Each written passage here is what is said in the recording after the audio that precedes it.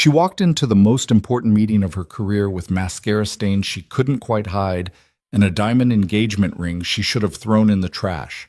Clara Bennett had exactly 1 hour to convince a billionaire to trust her with his vision, while her heart was still bleeding from the betrayal she discovered that morning. Her fiancé, her colleague, her bed. The images wouldn't stop. But across the conference table sat a man who looked like he could see straight through her composure. And when Lucien Moretti leaned forward and asked in that low, dangerous voice, "Who made you cry?"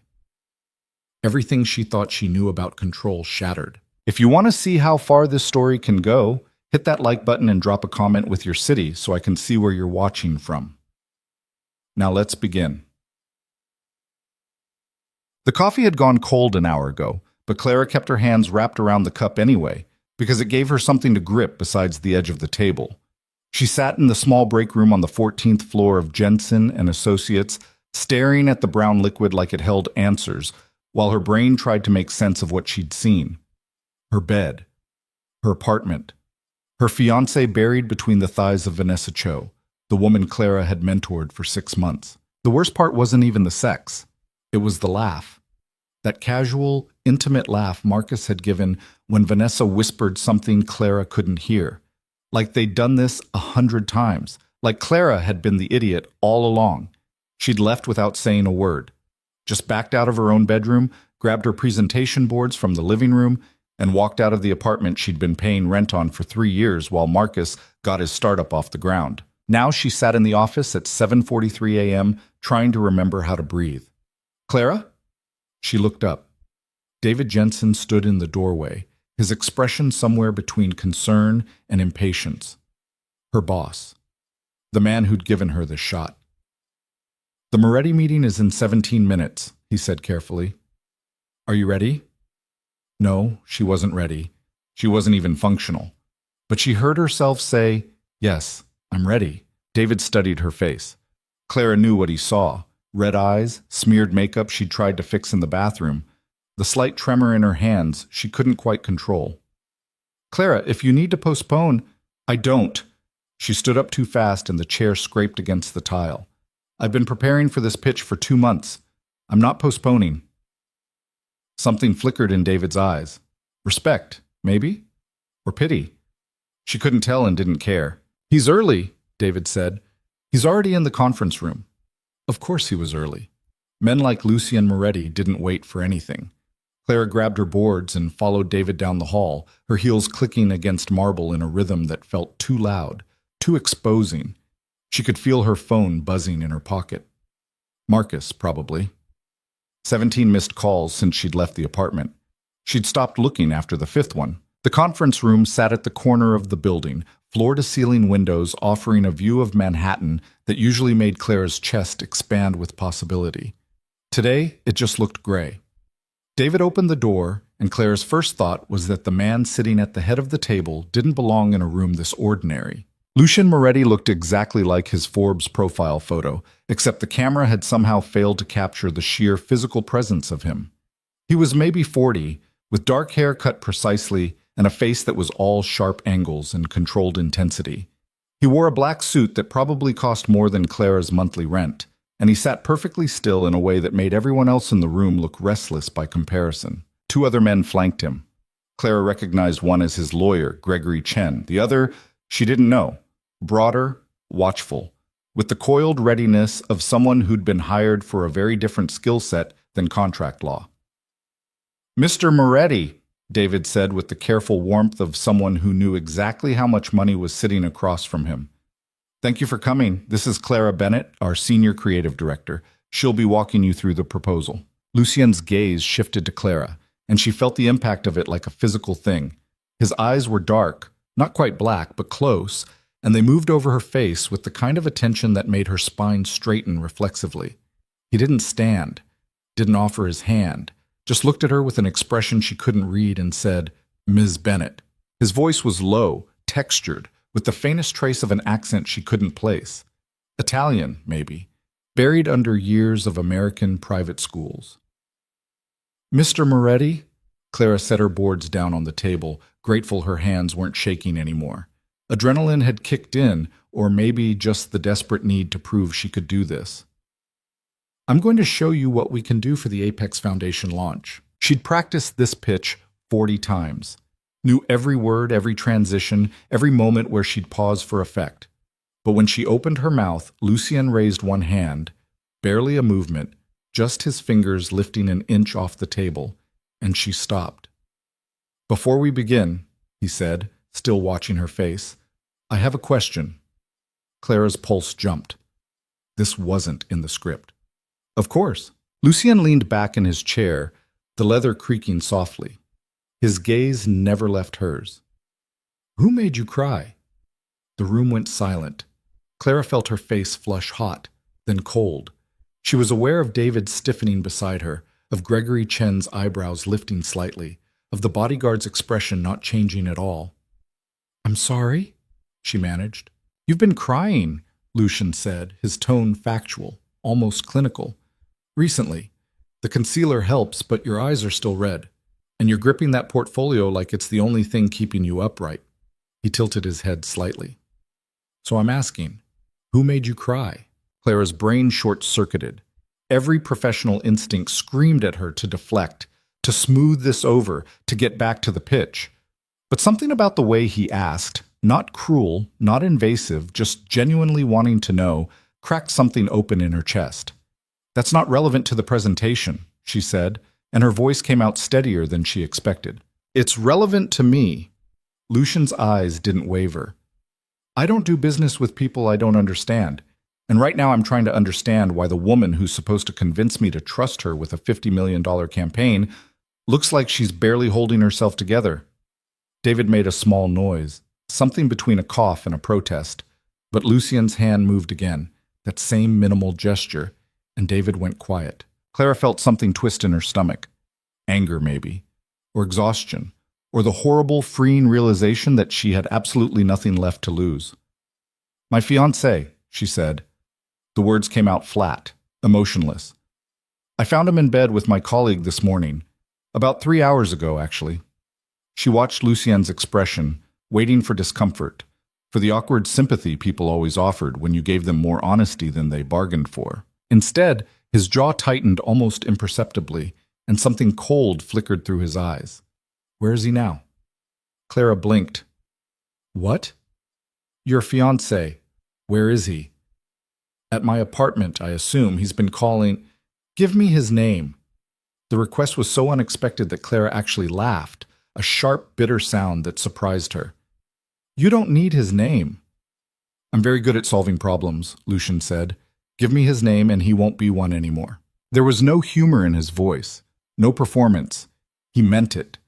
Clara felt something shift in the air between them, something electric and dangerous that made her heart kick hard against her ribs. This wasn't how client meetings went. This wasn't how anything went. "Mr. Moretti." "Lucien." She stopped. "What?" "If we're going to work together, you should call me Lucien." He leaned forward, elbows on the table, his attention focused on her so completely it felt like they were the only two people in the room. "Now, show me what you've prepared." Clara stared at him. "You haven't even seen the pitch yet." "I don't need to." "You're offering me the contract without—" "I'm offering you the contract because you're standing here instead of falling apart," Lucien interrupted. "Because you came to this meeting even though your world imploded 3 hours ago. Because when I asked you an invasive question, you answered honestly instead of giving me corporate bullshit." He stood, and the movement was so smooth it looked effortless. "That tells me everything I need to know about how you work under pressure." Clara's mouth went dry. This wasn't real. This didn't happen. People didn't get $50 million contracts because they cried in the right meeting. "I still want to see the pitch," Lucien continued, buttoning his jacket with precise movements. "Not because I'm evaluating whether to hire you, because I want to know how you think." He glanced at David, then back to Clara. "Dinner, tomorrow night, 8 o'clock. We'll discuss strategy and timeline." Clara's brain finally caught up. "Tomorrow I'm hosting a charity gala for, I know, the Children's Hospital fundraiser. I saw the announcement." Lucien pulled a phone from his pocket, typed something quickly. "I'll attend. We can talk after." He moved toward the door and Gregory Chen stood smoothly to follow. The bodyguard was already there, opening it. "Mr. Moretti," David said, finding his voice, "we should formalize the contract details. Send the paperwork to Gregory. He'll handle it." Lucien paused in the doorway and looked back at Clara. His expression was unreadable, but there was something in his eyes that made her breath catch. "One more thing, Ms. Bennett." "Yes?" "Stop answering his calls." It wasn't a suggestion. "And change your locks today. I'll have someone handle it if you don't have time." Then he was gone, and the room felt suddenly too large and too quiet. David turned to Clara, his expression somewhere between shocked and elated. "Did that just happen?" Clara sank into the nearest chair, her legs finally giving out. "I think so. He just gave us the Apex Foundation." David was pacing now, running his hands through his hair, without even seeing the pitch. "Clara, do you understand what this means? This is the biggest contract we've ever—" "He asked who made me cry," Clara said softly, staring at the door where Lucien had disappeared. David stopped pacing. "Yeah, that was unconventional. He offered to solve it, like a problem. Lucien Moretti doesn't do anything conventionally." David sat down across from her, his expression turning serious. "Clara, I need you to understand something. That man doesn't just build companies. He controls them, absolutely. And the rumors about how he started—" He shook his head. "Just be careful. This is an incredible opportunity, but Lucien Moretti isn't like other clients." Clara thought about the way Lucien had looked at her, the coldness in his eyes when she mentioned Marcus, the absolute certainty in his voice when he told her to change her locks. "What kind of client is he?" she asked. David was quiet for a moment. "The dangerous kind." Clara's apartment looked exactly the same as when she'd left it that morning, except now Marcus was sitting on the couch waiting for her. She stopped in the doorway, keys in her hand, and felt exhaustion wash over her so completely she almost turned around and left. "Clara." Marcus stood up fast, his expression somewhere between guilty and defensive.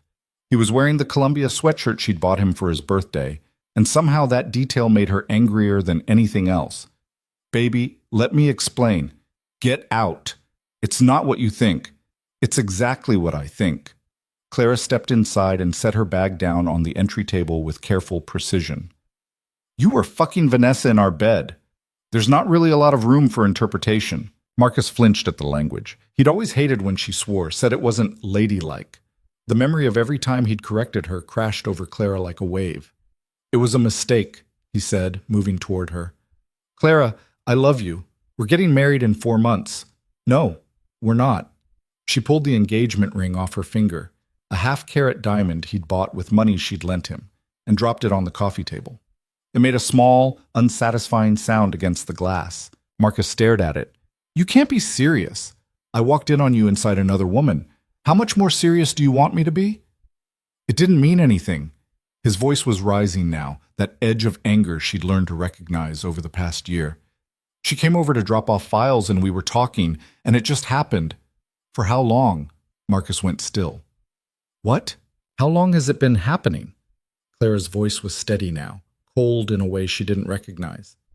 "Because the way you two looked together, that wasn't a one-time mistake. That was comfortable." He didn't answer, and that was answer enough.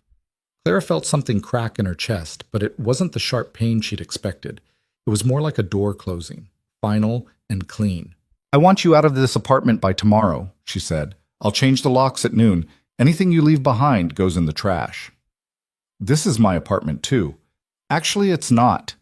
Check the lease, my name, my deposit, my furniture." She walked past him to the bedroom, started pulling his clothes out of the closet. "You've been living here rent-free for 18 months while you built your startup, which, by the way, is never going to happen. You can't just—" Clara spun around, arms full of his shirts.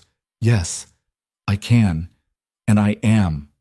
She threw the clothes at him, watched them hit his chest and fall to the floor. "Get out, Marcus. I have a locksmith coming in 2 hours." She didn't, but she would. Lucian's words echoed in her head. "Change your locks today." Marcus bent to gather his clothes, and when he straightened, his expression had shifted into something uglier. "You're going to regret this. You need me, Clara. Who's going to want you? You work 80 hours a week, you're married to your job, the job that's been paying your bills? You're not exactly a prize, he continued, his voice sharp now, mean in the way he got when he felt cornered. You think you're so successful, but you're just a workaholic with control issues. Vanessa actually makes time for get out. The voice didn't come from Clara. She turned and saw Lucien Moretti standing in her apartment doorway, and her brain stuttered trying to make sense of it. He was still in the same suit from the meeting, but he'd lost the tie, and the top button of his shirt was undone. Behind him stood the bodyguard from earlier, filling the doorframe like a wall. Marcus looked between them, confusion and alarm crossing his face. Who the hell are you? Lucien stepped inside without waiting for an invitation, his eyes moving over the apartment in one quick, assessing sweep before settling on Marcus. Someone who's giving you 30 seconds to leave before I have you removed. This is my apartment. No, Lucien said quietly. It's not. It's Clara's apartment. You're trespassing, and if you're not out that door and... He glanced at his watch. 23 seconds. I'll call the police and press charges on her behalf. Marcus turned to Clara, his face red. You called him? You're fucking this guy already? The bodyguard moved, but Lucien stopped him with a hand. 15 seconds. Clara, leave, she said, and her voice didn't shake. Now. Marcus grabbed the rest of his clothes, stuffing them under his arm, his movements jerky with anger. You're going to regret this. Both of you. 10 seconds, Lucien said. Marcus slammed the door on his way out, hard enough to rattle the frame. The silence that followed felt enormous.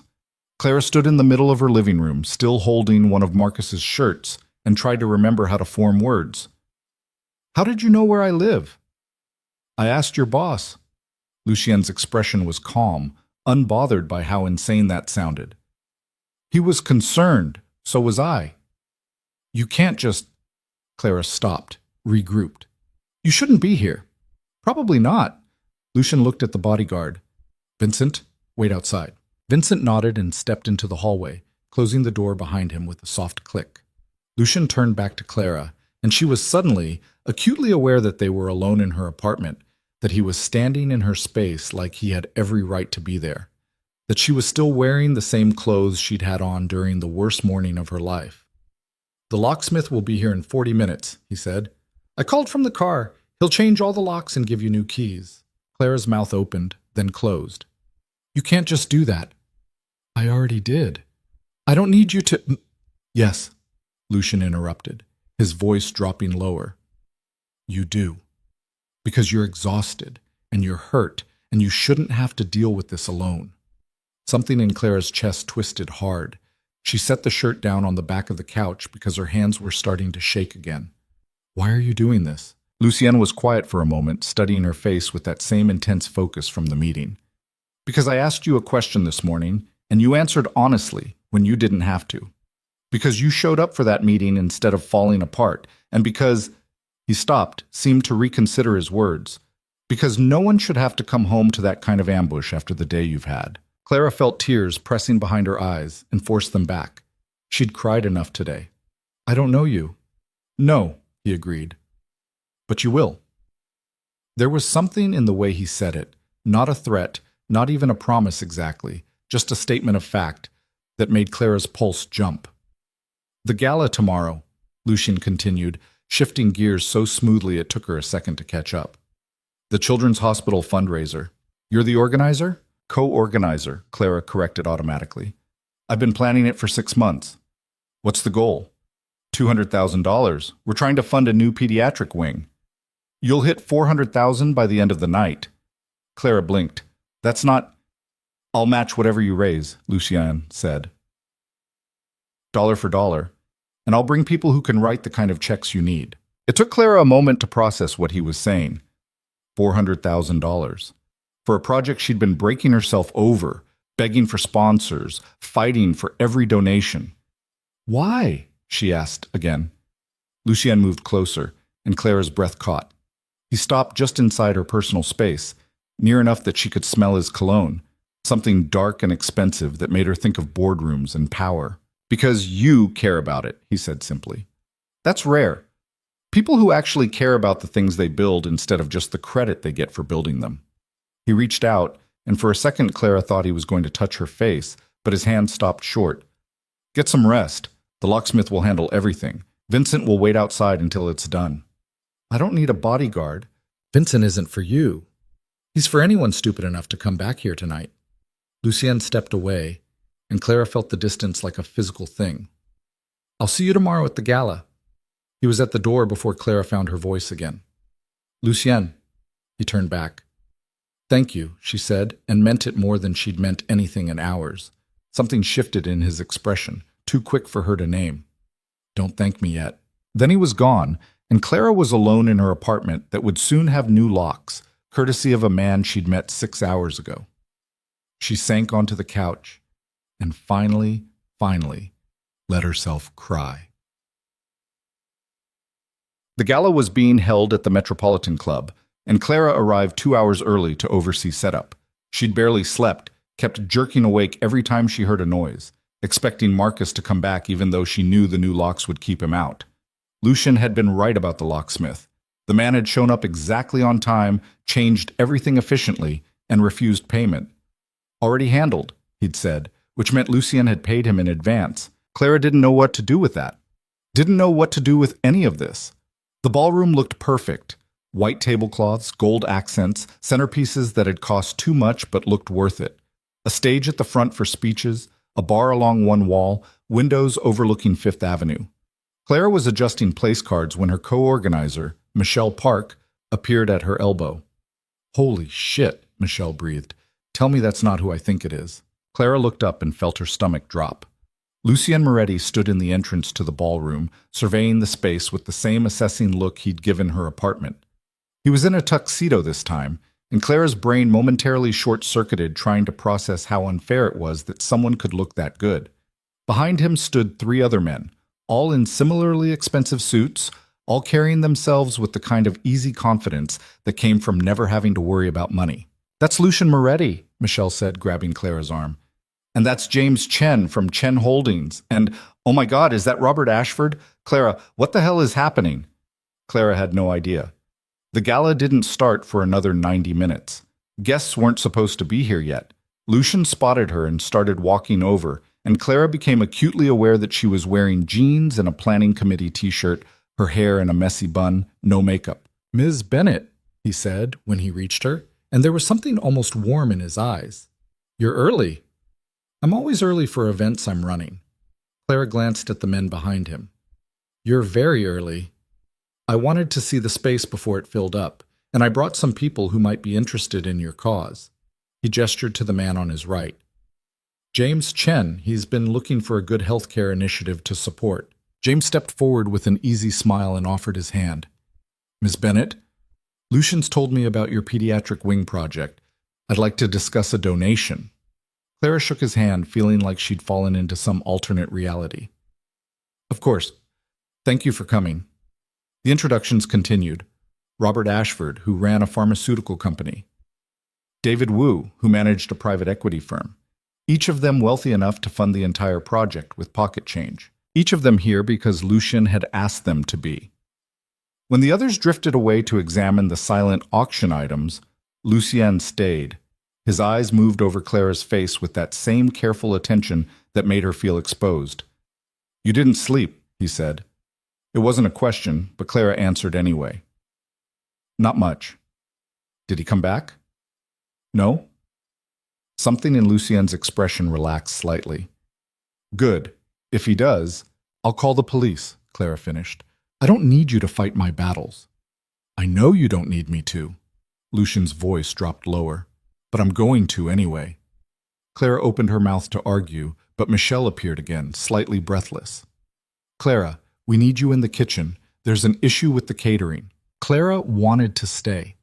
Wanted to figure out what was happening between her and this man who'd inserted himself into her life with absolute confidence. But duty called, and she'd never been good at ignoring it. I have to. Go, Lucien said. I'll be here when you're done. It sounded like a promise. By the time the gala officially started, Clara had changed into the floor-length navy dress she'd been saving for months, fixed her makeup, and consumed enough coffee to fuel a small army. She stood near the entrance greeting guests, her face aching from smiling, her brain tracking 17 different moving parts. The ballroom had filled with Manhattan's social elite, all of them dressed in designer everything, holding champagne flutes and making the kind of small talk that sounded pleasant but meant nothing.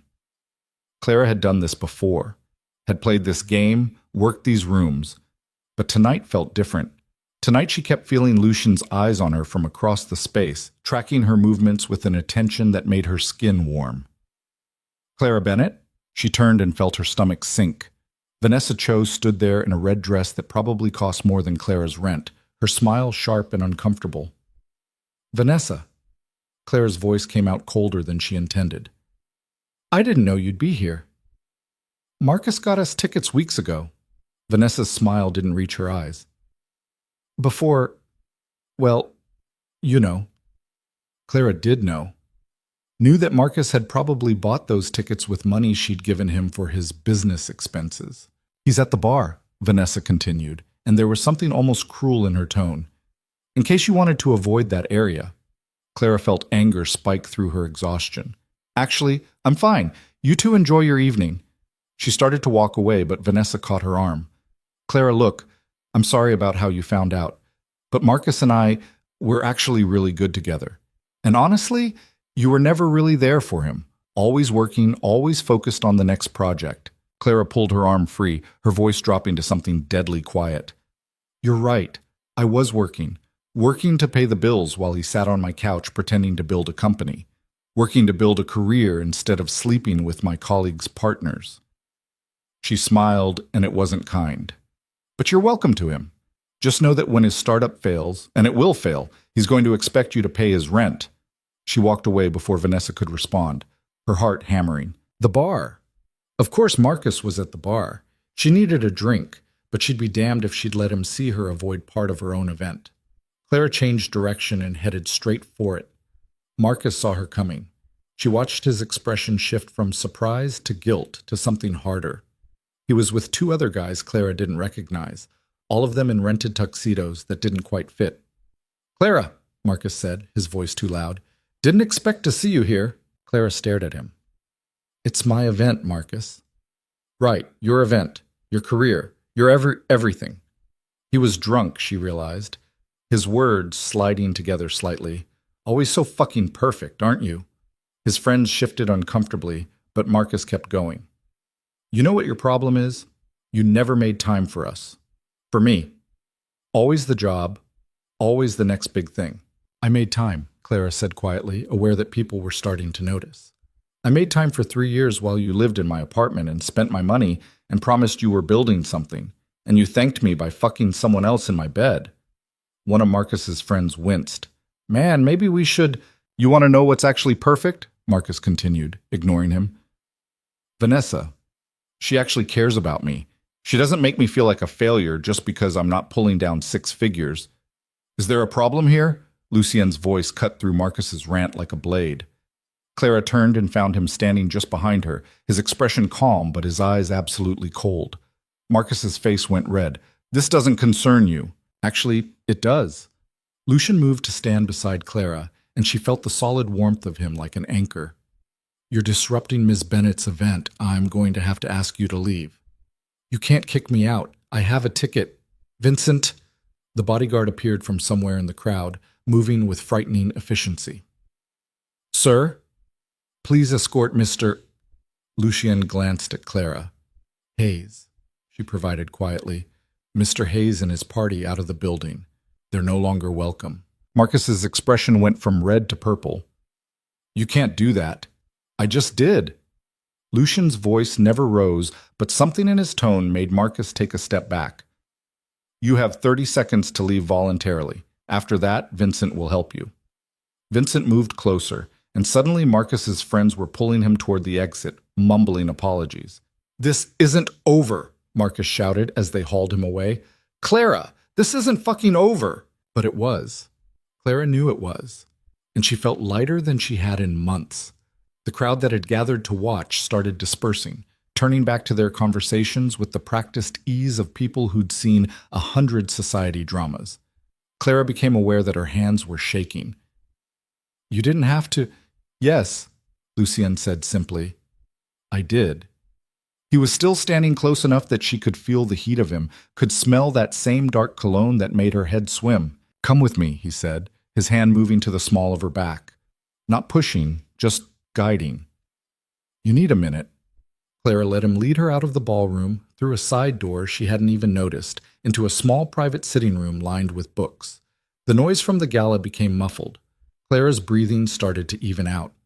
I'm fine, she said, but her voice shook on the words. You're not. Lucien closed the door, giving them privacy. And that's allowed. Clara laughed, sharp and bitter. I'm supposed to be out there, running this thing, making sure everything's perfect. Michelle has it handled. I saw her taking charge the second we left.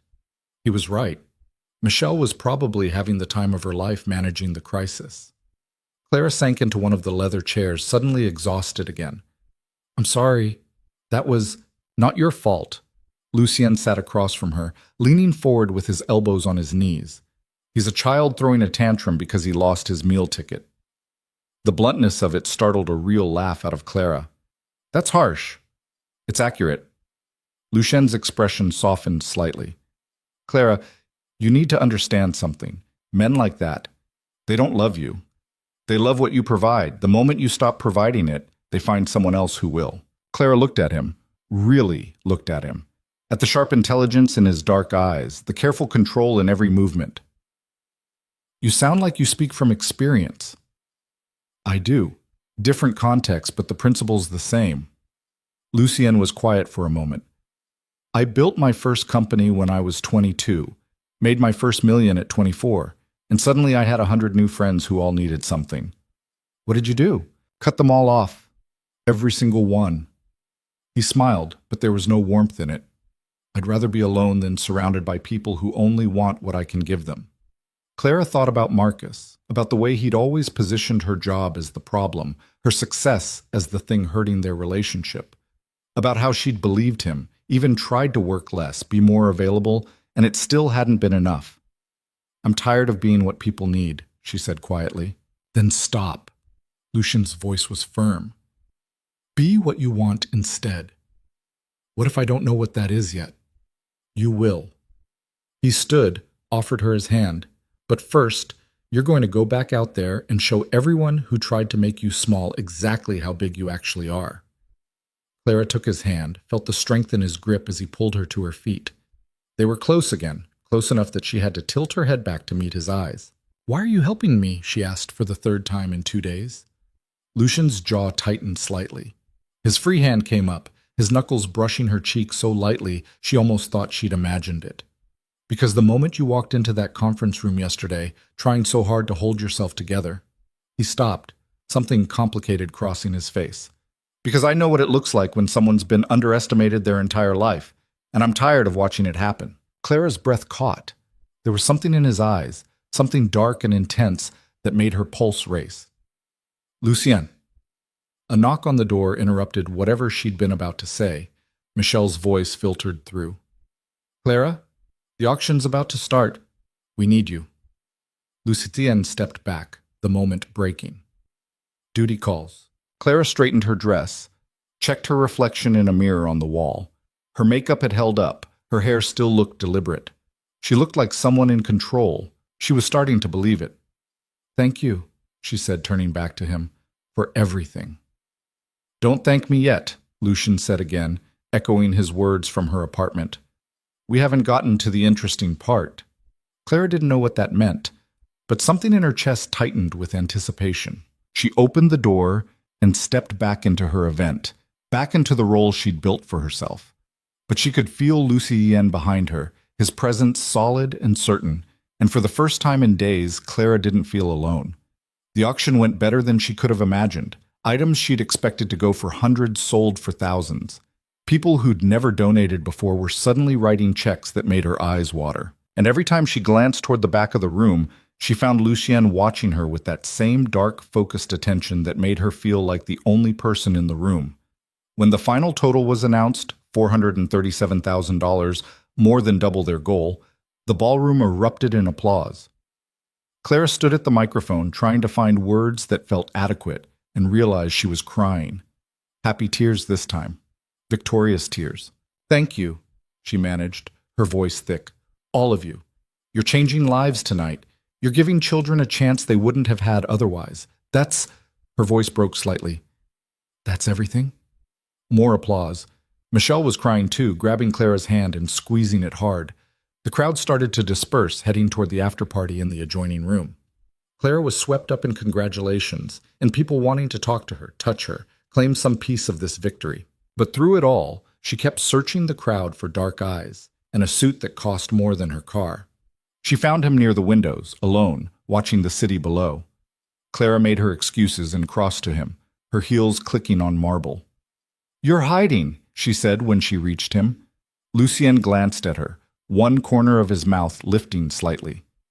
"I'm observing." "Same thing. Not quite." He turned to face her fully, and the city lights behind him created a halo effect that should have looked ridiculous, but somehow didn't. "You're extraordinary when you're in your element. Did you know that?" Clara felt heat rise in her cheeks. "I'm just extraordinary," he repeated firmly. "Own it." She didn't know what to say to that.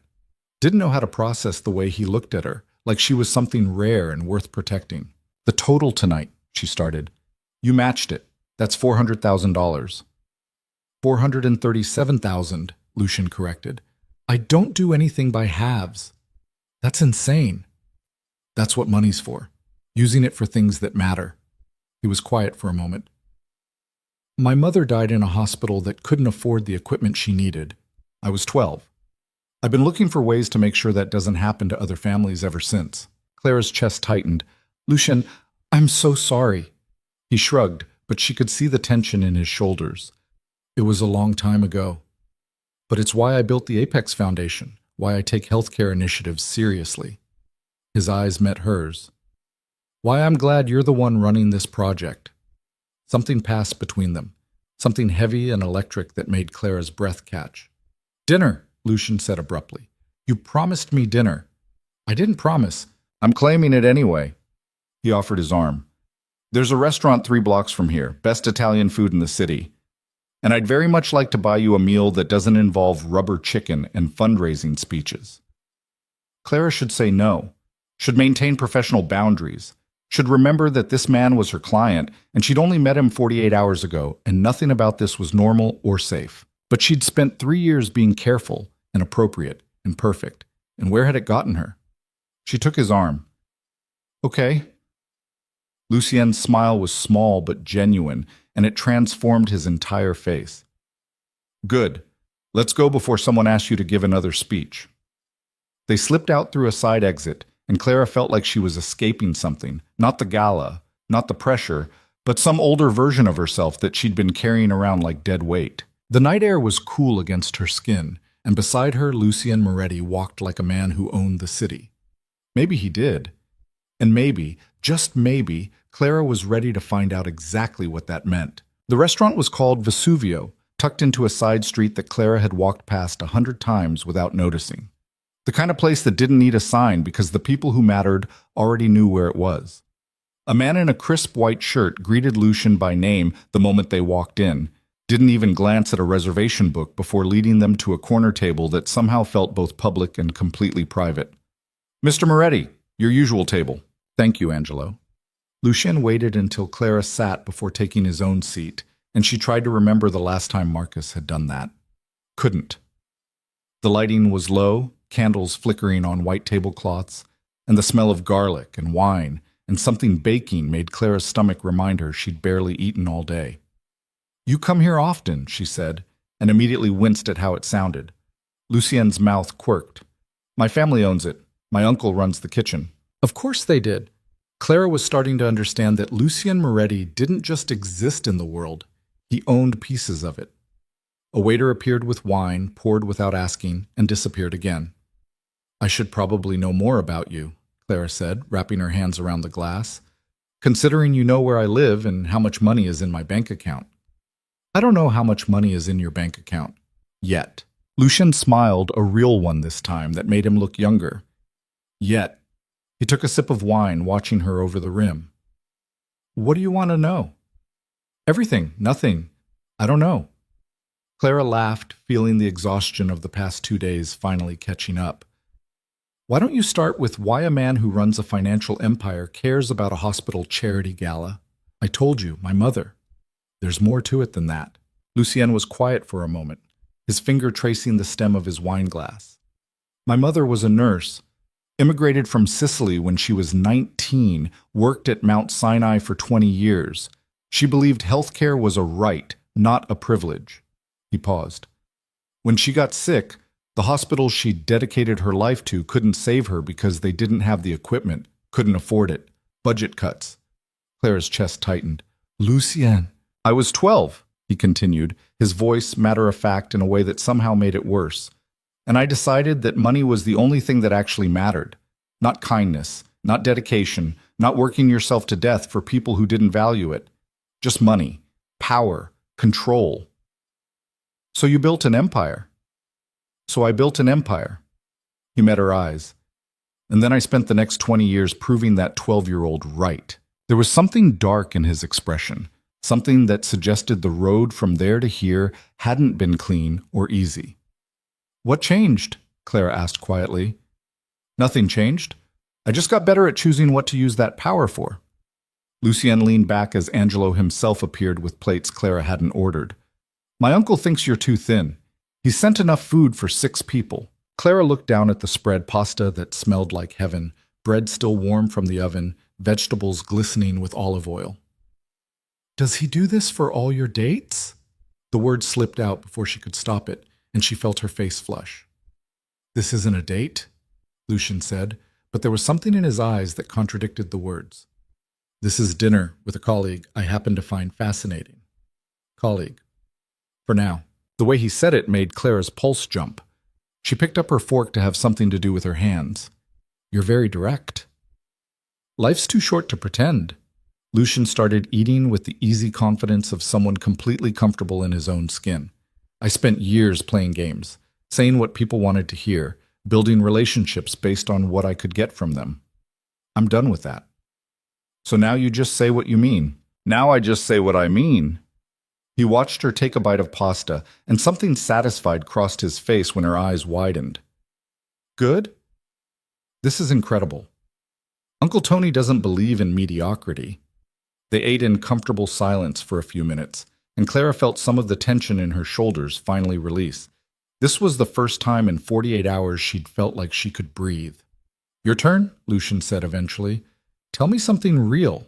Clara swallowed her wine, considering. Like what? Like why you're so good at what you do. The gala tonight, that wasn't just planning, that was passion. She didn't expect the question to hit as hard as it did. Clara set down her fork, trying to find the right words. My little brother had leukemia when he was 7, she said finally. Spent 18 months in and out of hospitals. And the only thing that made it bearable were the people who cared. The nurses who remembered his name, the volunteers who brought books, the doctors who took time to explain things so he wasn't scared. She looked up at Lucien. He's fine now, healthy, but I never forgot what that kind of care meant. So when I can help create that for other families, I do. Lucien's expression had shifted into something intense, focused. What's your brother's name? Danny. He's 24 now, teaching high school English in Boston. You're close. Very. Clara smiled, thinking about him. He called me 17 times yesterday. I finally answered this morning and told him I was fine. Were you lying? Completely. Lucien's laugh was low and genuine. At least you're honest about your dishonesty. It's a gift. They fell back into eating, into conversation that flowed easier than it should between 2 people who'd known each other less than 3 days. Lucien told her about building his first company in a basement apartment with money he'd scraped together from 3 jobs. Clara told him about her first campaign, a disaster involving a typo that had cost her boss $50,000 and almost her career. But you survived it, Lucien said. I survived it by working twice as hard as everyone else for the next 2 years, proving I was more than one mistake. And now you're the senior creative director at a firm that just landed the Apex Foundation contract. Clara felt a flush of pride despite herself. Now I'm the senior creative director who has no idea how to actually execute that contract. Yes, you do. Lucien's voice was certain. You're just scared you'll fail. The bluntness of it stole her breath. That's true. He leaned forward, his intensity sharpening. Clara, I've built 17 companies, failed at 4 of them spectacularly, lost millions. Had people tell me I was finished, that I'd never recover. His eyes locked on hers. And every single time, the fear of failure was worse than the actual failure. Because failure is just data. It tells you what doesn't work so you can find what does. That's easy to say when you have millions to fall back on. I didn't always. Something hard flickered across his face. The first company I lost, I was 26. Had leveraged everything, my apartment, my car, maxed out every credit card. When it went under, I had $17 in my bank account and collections agencies calling every hour. Clara stared at him. What did you do? Went back to work. Started over. Built something better. He paused. The difference between people who succeed and people who don't isn't talent or luck. It's willingness to keep going when everything's falling apart. There was a story there, something darker than he was saying, but before Clara could push, her phone buzzed on the table. She glanced at it reflexively and felt her stomach drop. Marcus. Again. The text preview was visible. You're making a huge mistake. We need to talk about... Lucian's hand moved, his fingers closing over her phone. May I? Clara should say no, should maintain some boundary, but she was tired of boundaries that only seemed to protect everyone else. Yes. Lucien picked up the phone, read the message, and his expression went cold in a way that made Clara's breath catch. He typed something quickly, handed the phone back. Clara looked at the screen. Lucien had replied, "This is her attorney. Any further contact will be considered harassment and prosecuted accordingly. Delete this number." "You're not my attorney," Clara said. "Gregory is. I'll have him send an official cease and desist tomorrow." Lucien's voice was calm, but there was steel underneath. "Block his number." Clara stared at the phone, at Marcus's name, at 3 years of her life reduced to a contact she was about to erase. She blocked it. "There's," Lucien said, satisfaction in his voice. "Problem solved." "You can't just solve all my problems." "Watch me." Clara laughed despite herself, sharp and startled. "You're insane." "I'm effective." He picked up his wine glass. "There's a difference." The waiter returned with dessert, tiramisu that looked handmade and smelled like coffee and cream. Clara didn't remember ordering it, but she was starting to understand that at Vesuvio things simply appeared when Lucien wanted them to. "Tell me about the Apex Foundation," Claire said, digging into the dessert. "What's the vision?" Lucien's expression shifted, the intensity focusing into something almost hungry. Transforming how healthcare accessibility works in underserved communities. Not charity, infrastructure. Real, sustainable change. That's ambitious. That's the point. He leaned forward, and Clara could see the businessman now, the empire builder. Charity is putting a Band-Aid on a wound that needs surgery. I want to change the system. And you need a campaign that reflects that. I need a campaign that makes people understand what's possible, that shows them this isn't just another rich person's pet project. It's a fundamental shift in how we think about healthcare as a human right. Clara's mind was already racing, ideas forming faster than she could catch them. You need stories. Real people whose lives changed because they had access, not statistics, faces. Yes, Lucian's eyes lit up. Exactly that. And we need to show the infrastructure. The clinics, the equipment, the training programs make people see the scope. We'll need a media strategy that reaches beyond the usual circles. They were both leaning over the table now, talking faster, ideas building on each other in that electric way that happened when two people were perfectly in sync. Clara pulled out her phone, started making notes. I'm thinking a multi-platform approach. Video series featuring patients and providers, social media campaign with real-time updates from the clinics, maybe a partnership with a documentary filmmaker. I know someone at Sundance, Lucien interrupted, could get us in for the festival circuit if we time it right. Seriously? I don't joke about connections. He was smiling now, really smiling, and Clara realized this was what he looked like when he was passionate about something. Younger, lighter, dangerous in a completely different way. They talked through dessert, through coffee, through the restaurant emptying around them until Angelo finally appeared with a gentle cough. Mr. Moretti, it's past midnight. Lucian glanced at his watch, surprise crossing his face. So it is. He looked at Clara. We should go. Clara blinked, startled. She'd lost track of time completely, lost in the planning and the conversation and the way Lucian's mind worked at the same speed as hers. Outside, the city had quieted to its late-night rhythm. A few cars passing, distant sirens, the kind of sounds that made New York feel intimate instead of overwhelming. Where do you live? Sicilian asked. Clara gave him the address, and he nodded. Vincent will drive you. The black SUV was already waiting at the curb, Vincent behind the wheel, looking alert despite the hour. I can take a cab, Clara protested. You could, but you won't. Lucien opened the back door for her. It's late, and I want to make sure you get home safely. Clara should argue, should maintain independence, should do any number of things that responsible adults did. But she was tired, and her feet hurt, and the idea of sitting in the back of a comfortable car instead of hunting for a taxi sounded like heaven. Thank you, she said, climbing in. Lucien leaned against the door, not quite ready to close it. The streetlight behind him created shadows across his face, made his eyes look darker. Clara. Yes? This wasn't a date. Her chest tightened with something like disappointment. I know, but the next time I take you to dinner, he continued, his voice dropping lower, it will be. Before she could respond, he closed the door and stepped back. Vincent pulled into traffic, and Clara watched through the rear window as Lucien stood on the sidewalk, hands in his pockets, watching her leave. Her phone buzzed.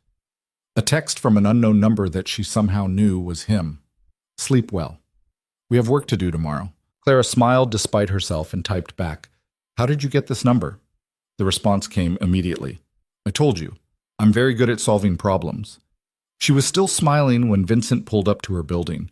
The new locks gleamed in the hallway light, and Clara felt a surge of something warm knowing Lucien had made sure she'd be safe before she even knew she needed to be. Inside, her apartment felt different, emptier without Marcus's things cluttering the space, but also lighter, like she could finally breathe. Clara kicked off her heels, peeled off the dress that had cost too much but had been worth it, and fell into bed in just her underwear and the camisole she'd worn underneath. Her phone buzzed again. Not Lucien this time. Michelle. Girl. What was that tonight? You and Lucien Moretti looked like you were planning world domination over dessert. Clara laughed and typed back. We were planning a campaign. It's work. That was not work. That was chemistry. You're seeing things. I'm seeing a man who couldn't take his eyes off you all night. And I'm seeing you look happy for the first time in months. Don't overthink this. Clara stared at the message, at the truth buried in Michelle's words. She had been happy tonight. Genuinely, completely happy in a way she couldn't remember being with Marcus. Even before the cheating, before the betrayal, had she ever felt this alive with him? Her phone buzzed a third time. Lucien again. I'm serious about the work tomorrow. My office, 9 a.m. Bring your ideas. Clara's pulse jumped. She typed, That's early. I don't sleep much. Neither do you, clearly, since you're answering texts at 1 a.m. She smiled and sent back, Fine. 9 a.m. Where's your office? The address came through immediately, followed by, Vincent will pick you up at 8:30. Don't argue. Clara did argue, typing out 3 different responses about how she could get herself to Midtown, but deleted all of them. Instead, she sent, Thank you. His response was just, Stop thanking me. She fell asleep with her phone still in her hand, and for the first time in days, she didn't dream about Marcus or Vanessa or the betrayal that had shattered her life. She dreamed about dark eyes and dangerous smiles, and a man who solved problems like other people breathed. Vincent was outside her building at exactly 8:30, looking as alert as he had at midnight. Clara had dressed carefully, professional but not trying too hard, a charcoal suit that made her feel powerful, hair pulled back in a way that said she meant business. The drive to Lucien's office took 20 minutes through morning traffic, and Clara spent it reviewing her notes, trying to ignore the nervous energy building in her stomach. The building was in Midtown, all glass and steel rising 40 stories, with Moretti Holdings stamped across the entrance in letters that managed to look both elegant and intimidating. Vincent walked her through security, into an elevator that required a key card, up to the 40th floor where the doors opened onto a reception area that looked like it belonged in a museum. A woman in her 50s with perfect posture and a no-nonsense expression looked up from behind a desk that probably cost more than Clara's car. "Ms. Bennett, Mr. Moretti is expecting you." Her voice was crisp, professional. "Conference room 3. I'll show you." Clara followed her down a hallway lined with abstract art that was definitely original, past offices with glass walls where people worked with the focused intensity of soldiers, into a corner conference room with views that made her breath catch. Lucian stood at the windows, phone to his ear, gesturing with his free hand in a way that suggested whoever was on the other end was about to have a very bad day. "I don't care what the timeline was," he said, his voice sharp. "You promised delivery by the 15th. It's the 23rd. So either you honor the contract or I find someone who will." He paused, listening. "No, no extensions. You have 48 hours or we're done." He ended the call without saying goodbye and turned to face Clara. "Good morning."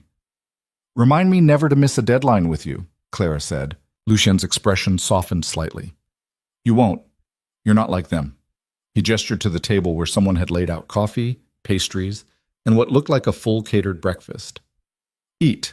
We're going to be here for a while." Clara poured coffee, grateful for something to do with her hands. "What's the plan?" "The plan is we build something that matters." Lucian sat at the head of the table, and Clara took the seat to his right. "Show me what you were thinking last night." Clara pulled out her tablet, called up the notes she'd been refining since 1 a.m. "Okay, so the core of the campaign needs to be authenticity. People are exhausted by corporate charity that feels performative. They want to see real impact." "Agreed." "So we lead with the patients. Find 5 to 7 people whose lives were directly changed by access to healthcare. Not just saved, but transformed. Show them before and after. Let them tell their own stories." Lucien was already nodding. "We have a clinic in Brooklyn that's been operational for 6 months. I can get you patient contacts, release forms, full access." "Perfect. Then we pair that with the infrastructure piece. Show the clinics being built, the equipment being installed, the providers being trained. Make people understand the scope." "What about the ask?" Clara looked up. "What do you mean?" "Every campaign has an ask. What do you want people to do after they see this?" Lucien's eyes were sharp, focused entirely on her. "Donate, volunteer, change their voting patterns?" Clara thought about it, turning the question over. "All of it. But the primary ask is awareness. I want people to understand that healthcare accessibility isn't a charity issue. It's a structural one. And that means they need to demand change from their representatives, their employers, their communities. So we're not just raising money, we're building a movement." "Exactly." Lucian smiled, and there was something almost predatory in it. "Good. I like ambitious."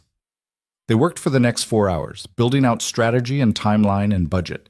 Gregory Chen appeared at some point with contract details, stayed for 30 minutes going over legal parameters, then disappeared again. At noon, Lucien's assistant brought in lunch without being asked, sushi that looked professionally prepared and probably was. "Do you always work like this?" Clara asked, taking a break to eat. "Like what?" "Like you're trying to fit 48 hours into 24. Lucian set down his chopsticks, considering the question. "When I was building my first company, I had a partner.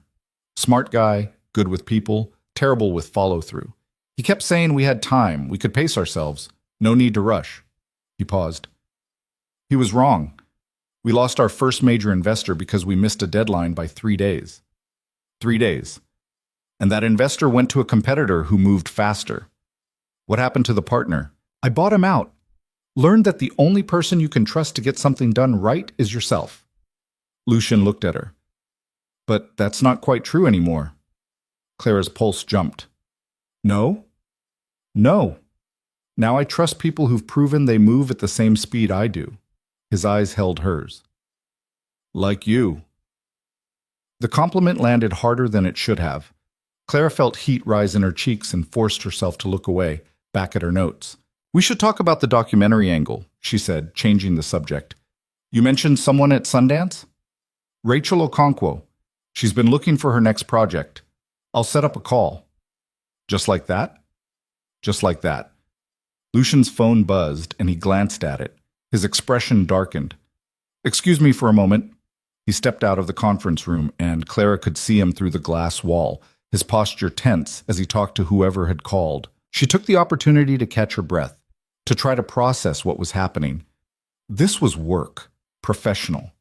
A client relationship that just happened to involve intense eye contact and midnight dinners, and a man who seemed to see straight through every defense she'd ever built. Lucian came back in, and the tension in his shoulders was visible. "Problem?" Clara asked. "Nothing I can't handle." But his tone suggested otherwise.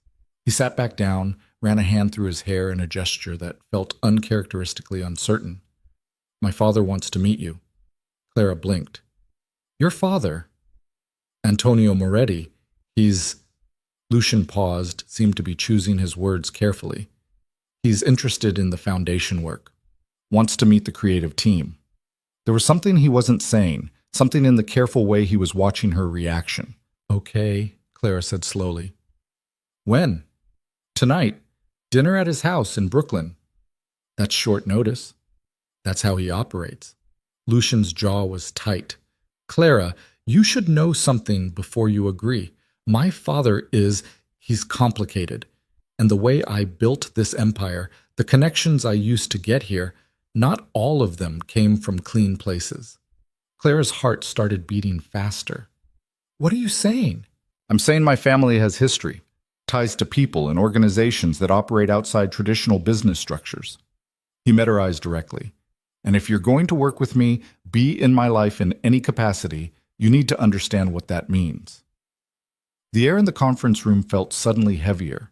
Clara thought about the way Lucian commanded rooms, the way Vincent moved like someone trained for violence, the casual display of power and control. "Are you telling me your family is connected to organized crime?" she asked quietly. "I'm telling you my family came from Sicily with nothing and built something in a city that doesn't give anything away for free. And sometimes the people who help you do that expect loyalty in return." It wasn't a denial. It was something more honest and more dangerous. Clara should be scared, should be standing up and walking out and finding a client who came with less baggage. But instead she heard herself ask, "Are you still involved in that world?" "No." Lucien's voice was firm. "I cut those ties years ago, built everything I have now legally, cleanly, but my father, he still has relationships, still operates in ways I don't agree with." He paused. "He's also dying. Cancer. 6 months, maybe less." Clara's chest tightened. "Lucien, I'm so sorry." "Don't be. We're not close. Haven't been since I was 16 and told him I wanted nothing to do with his business." His expression was carefully neutral. "But he wants to meet you, wants to see who I'm working with, and I won't lie to you about what you're walking into." Clara sat back, trying to process. This was insane. This was a complication she absolutely did not need in her life right now. But she looked at Lucien, at the tension in his shoulders and the careful way he was watching her, and realized he was giving her a choice. Full information, complete honesty, the chance to walk away before things got more complicated. Marcus had never given her that, had never trusted her with the truth about anything. "What time is dinner?" Clara asked. Something in Lucien's expression shifted, surprise and relief and something warmer. 7. I'll pick you up at 6:30. "Okay, you're sure?" "No," Clara admitted, "but I'm doing it anyway." Lucien's smile was small but genuine. "That's becoming a pattern with you." "Apparently." They went back to work, but something had shifted between them. Some barrier had come down, leaving just the raw honesty of two people who decided to trust each other, despite every reason not to. At 5 o'clock, Lucian called it. "Go home. Rest. Wear something comfortable tonight. My father doesn't care about formal." Clara packed up her things, and Lucien walked her to the elevator. Vincent appeared from somewhere, already holding car keys. 6:30, Lucien reminded her. "I'll be ready." The elevator doors closed, and Clara leaned back against the wall, trying to steady her breathing. She was having dinner with a dying man who might or might not be connected to the mob, because she'd agreed to work with, to trust, someone she'd known less than a week. Her phone buzzed. "Michelle, lunch tomorrow? I need details on whatever's happening with you and Mr. Tall, Dark, and Intense." Clara smiled despite the chaos in her head and typed back, "Tomorrow. I promise." At home, she showered and changed into dark jeans and a soft sweater that felt like armor and comfort all at once. She was staring at her closet, second-guessing everything, when her buzzer rang. 6:30 exactly. Clara grabbed her jacket and went downstairs to find Lucien waiting by the SUV, and the sight of him in jeans and a black Henley instead of a suit did something unfortunate to her pulse. "You look nervous," he said as she climbed in. "I am nervous. I'm about to have dinner with your father, who you've strongly implied has mafia connections." "I didn't say mafia. You also didn't say he wasn't." Lucien's mouth quirked. "Fair point." He pulled into traffic with smooth confidence. "Clara, I need you to understand something. My father is going to test you, ask invasive questions, push boundaries, try to figure out what you're made of." "Why?" "Because that's what he does. And because he thinks anyone close to me is either using me or weak." Lucien glanced at her. "Prove him wrong." Clara's nerves crystallized into something sharper, more focused. "I can do that." "I know you can." They drove to Brooklyn, to a neighborhood that looked almost suburban with tree-lined streets and brownstones that had probably been there 100 years. Lucien pulled up to a house that looked modest from the outside, but Clara could see the security cameras, the reinforced door, the subtle signs of protection. Inside it was warm and smelled like cooking, garlic and tomatoes and bread. A woman in her 60s appeared, her face lighting up when she saw Lucien. "Lucien, finally you come see your Zia." He hugged her, and Clara saw his whole body relax in a way it never did anywhere else. "Zia Maria, this is Clara Bennett." Maria turned her sharp eyes on Clara, assessing in one quick sweep. Then she smiled. "Benvenuta. Come, your father is in the garden." They followed her through the house, through a kitchen that was clearly the heart of everything, out to a back garden where an old man sat at a wrought iron table. Antonio Moretti looked nothing like his son. He was shorter, rounder, with white hair and weathered hands and eyes that were still sharp despite the sickness Clara could see in the gray tinge of his skin. "Papa," Lucien said, "this is Clara Bennett." Antonio stood with effort, studied Clara with an intensity that made her want to squirm. Then he smiled. "So, you're the one who has my son forgetting to sleep." Clara blinked. What?" "He called me at midnight last night, talking about campaigns and strategy and some woman who made him remember why he cares about this work." Antonio's smile widened. "That was you, no?" "I suppose so." "Sit, eat, we talk." Dinner was loud and warm and full of more relatives than Clara could track. Cousins and aunts and uncles who all seemed to know Lucien, who all treated Clara like she belonged there even though she was a stranger. Antonio asked her questions about her work, her family, her brother, her plans. Not invasive exactly, but thorough, testing her like Lucien had warned. And Clara found herself answering honestly, telling stories about Danny's recovery, about her parents who'd moved to Florida after retirement, about building a career from nothing. "You have steel," Antonio said finally, nodding with approval. "Good. My son needs someone with steel." Lucien looked uncomfortable. "Papa, what?" "I'm old, I'm dying, I can say what I want." Antonio turned to Clara. "He tell you about the business?" "Some of it." "And you're still here?" It wasn't a question. "That's smart or stupid? I haven't decided which." "Both," Clara said before she could stop herself. "Definitely both." Antonio laughed, a sound that turned into coughing. Lucien was on his feet immediately, but his father waved him off. "I'm fine. Sit down." He caught his breath, took a sip of wine. "Clara, you understand what you're getting into with my son?" "Honestly, no, but I'm trying." "Good, keep trying." Antonio's expression turned serious. "Lucien, he's not like the rest of us. He wanted something different, something clean, and he built it. But that doesn't mean the past doesn't follow him." "I understand. Do you?" Antonio leaned forward. "Because the men I used to work with, some of them, they don't like that Lucien walked away. They see it as disrespect. And if they think you're important to him, that's enough," Lucien interrupted, his voice hard. "Clara doesn't need to hear this." "Yes, she does." Antonio didn't back down. "If she's going to be in your life, she needs to know what that means." "I can handle myself," Clara said quietly, and both men turned to look at her. "I appreciate the warning, But I'm not scared of your past, Mr. Moretti. I'm more interested in what Lucien's building for the future. Antonio studied her for a long moment, then smiled. Steal, he said again. I like her, Lucien. Don't screw this up. Lucien's expression was unreadable, but his hand found Clara's under the table, squeezed once, then let go. The rest of dinner passed in a blur of food and stories and laughter. By the time they left, Clara's head was spinning, and her heart felt strangely full. In the car, Lucien was quiet.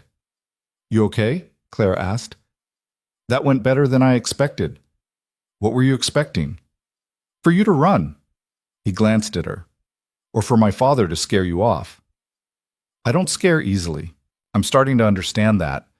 Lucien pulled up to her building, put the car in park, but didn't move to get out.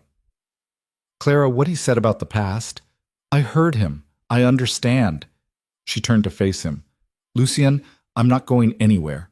Not because of your family, not because of whatever complicated history comes with knowing you. I'm here because I want to be. Something in his expression cracked open. Why? Because you asked me who made me cry. Because you changed my locks without being asked. Because you look at me like I'm something rare instead of something broken. Clara's voice softened. Because for the first time in years, I feel like myself again. Lucien reached out, his hand cupping her face with a gentleness that contrasted everything else about him. His thumb brushed across her cheekbone, and Clara's breath caught. I'm going to kiss you, he said quietly. And if you don't want that, tell me now. Clara's heart was hammering. Okay. Okay, you don't want me to, or okay, you do? Okay, I do.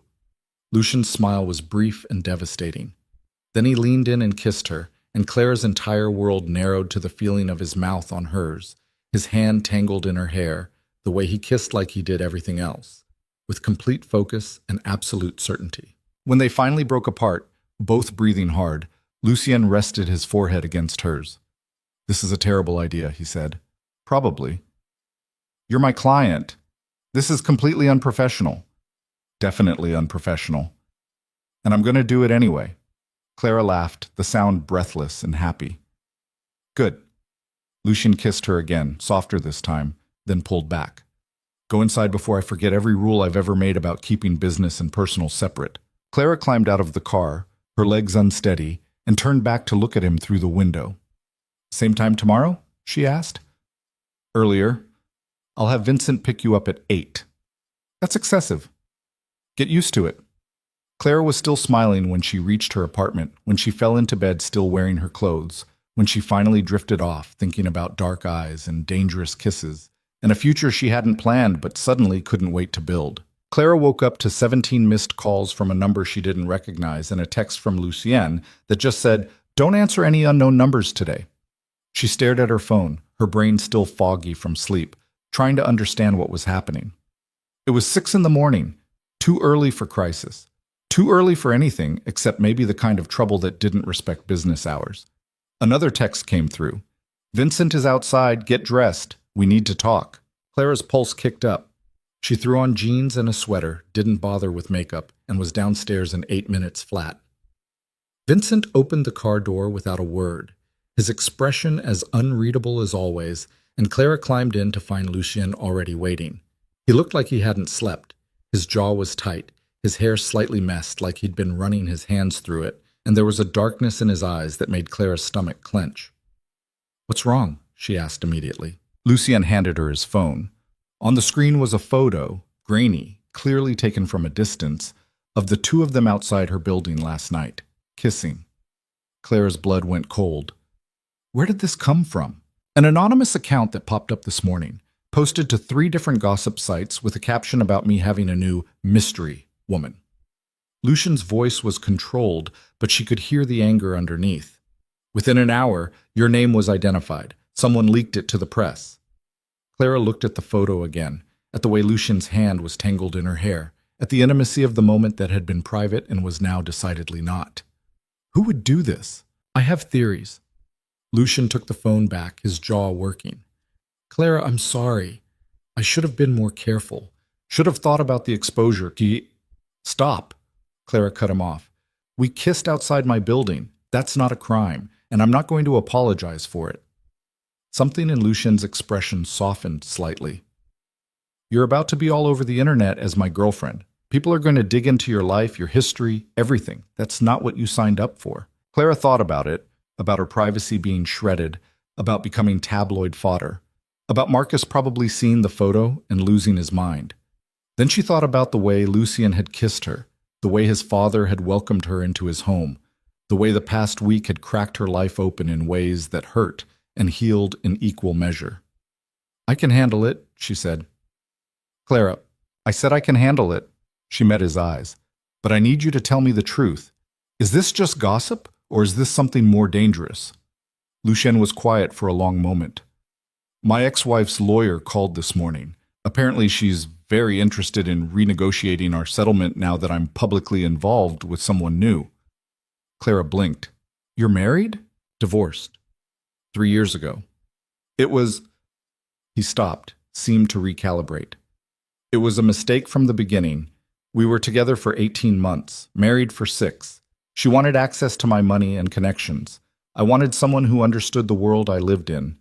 His voice was flat, emotionless. Neither of us got what we wanted. And now she wants more money because we kissed? She wants more money because she's always wanted more money. This just gave her an excuse. Lucien leaned back against the seat, exhaustion clear on his face. Her name is Isabelle Duchamp. You'll probably see her mentioned in some of the articles. She's very good at playing the victim. Clara processed this, adding it to the growing pile of complications that came with Lucien Moretti. What else should I know? About Isabelle? About everything. Your past, your enemies, whoever might have taken that photo. Clara kept her voice steady. If I'm in this, I need to know what I'm in. Lucien studied her face, and she could see him making some kind of decision. Okay, but not here. Come back to my apartment. I'll tell you everything. The drive to Lucien's place took 20 minutes, and Clara spent it watching the city wake up while her mind raced. She'd known getting involved with him would be complicated, but she hadn't expected it to happen this fast, this publicly. Lucien's apartment was in a building overlooking Central Park, the kind of address that came with doormen who wore actual uniforms and elevators that required keys. The space itself was enormous, floor-to-ceiling windows, modern furniture that looked expensive but uncomfortable, art on the walls that Clara recognized from museum visits. It looked like a showroom, like nobody actually lived there. Coffee? Lucien asked, heading toward a kitchen that was all granite and stainless steel. Please. Clara wandered to the windows while he made it, looking out at the park below. From up here, the city looked manageable, contained. She knew it was an illusion. Lucien came back with 2 mugs, handed her one. Sit. This is going to take a while. They settled on a couch that was exactly as uncomfortable as it looked, and Lucien started talking. He told her about building his first company with money borrowed from people his father knew, people who expected favors in return. About making deals that weren't quite illegal, but weren't quite clean either.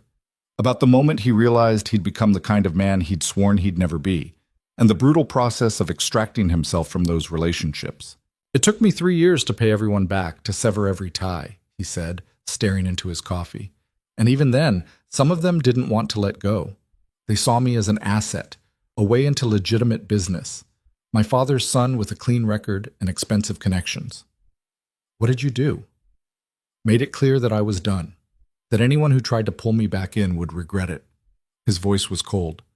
I'm not proud of the methods I used, but they worked. Clara thought about Vincent, about the way people moved around Lucien with a mixture of respect and fear. And Isabelle? I met her during that transition. She was working PR for one of my competitors, seemed to understand the world I was trying to build. Smart, ambitious, beautiful in that calculated way. He laughed bitterly. I thought she got me. Turned out she just got $signs. What happened? She thought marrying me meant unlimited access to my accounts. Wanted to redecorate this apartment for $2 million, host parties for her friends on my dime. Quit her job and shop full-time. Lucien set down his mug. When I said no, when I made her sign a postnup limiting her access, she started sleeping with my business partner. Very publicly. Made sure I'd find out. Clara winced. That's strategic. She wanted me to divorce her so she could play the abandoned wife. Get sympathy, a better settlement, maybe even damage my reputation enough to hurt my business. His jaw tightened. I gave her the divorce, paid her enough to go away quietly, Thought that was the end of it. But it wasn't. She comes back every year or so with a new lawyer and a new demand, usually around the time I'm closing a major deal or launching something public. Lucian looked at Clara. The Apex Foundation campaign is going to be huge. She knows that. This photo just gave her an opening. Clara absorbed this, trying to fit it into what she knew about him. Does she know about your father? About the family history? She knows some of it. Threatened to leak it to the press during the divorce. Lucian's expression went hard. I had Gregory explain exactly what would happen if she did. She backed down. Clara didn't ask what Gregory had said. She wasn't sure she wanted to know. So what now? She asked instead. Now we ignore it. Let Gregory handle Isabel's lawyer. Keep working. Lucian turned to face her fully. Clara, I meant what I said last night. I want this, want you, but not if it's going to destroy your life. If you want to walk away, I'll understand. Clara looked at him, at the exhaustion in his face and the careful distance he was maintaining, like he expected her to bolt. She thought about Marcus, about 3 years of walking on eggshells and making herself smaller, about apologizing for her success and her ambition and her refusal to be anything less than exactly who she was. Lucien had never asked her to be smaller, had never treated her competence like a threat, had in fact seemed to value her more because of it. I'm not walking away, she said. You should. Probably, but I'm not. Clara moved closer, watched his eyes track the movement. Lucien, I spent 3 years with someone who made me feel like I was too much, too driven, too focused, too ambitious. And the whole time I thought the problem was me. She reached out, took his hand. You make me feel like I'm exactly enough, exactly right. I'm not giving that up because your ex-wife is a nightmare or because someone took our picture. Lucien's fingers tightened around hers. This is going to get messy. I know. The press is going to tear apart your life looking for anything scandalous. Let them look. They won't find anything. Clara smiled slightly. I'm actually pretty boring. Work, family, the occasional charity gala, not exactly tabloid gold. They'll make something up if they can't find anything real. Then we'll deal with it. Clara shifted closer until their knees were touching. Together. Lucian pulled her in, kissed her hard enough to steal her breath, and Clara felt something settle in her chest. This was insane. This was happening too fast, but it also felt inevitable in a way nothing else ever had. When they broke apart, Lucian rested his forehead against hers. We should get to work. The campaign won't build itself. Romantic. I'm practical, but he was smiling when he said it, and Clara counted that as a win. They spent the next 6 hours at Lucian's dining table, which turned out to be an enormous slab of reclaimed wood that was actually comfortable to work at, building out the campaign structure. Rachel Okonkwo joined them via video call from Los Angeles, enthusiastic about the documentary angle and full of ideas about how to structure the narrative. I want to follow the patients through their treatment, Rachel said, her face filling Lucian's laptop screen. Not just before and after, but the actual journey, the struggles, the setbacks, the moments of hope. Make it real. How long would that take? Claire asked. 6 months minimum, maybe longer depending on the cases. Rachel leaned forward. But Lucien, if you're serious about Sundance, we'd need to start filming immediately to have anything ready by January. Start filming, Lucien said without hesitation. I'll have Gregory send over the contracts tomorrow. Claire will be your main point of contact for patient coordination and clinic access. Rachel's smile was brilliant. This is going to be amazing. I can feel it. After she hung up, Clara looked at Lucien.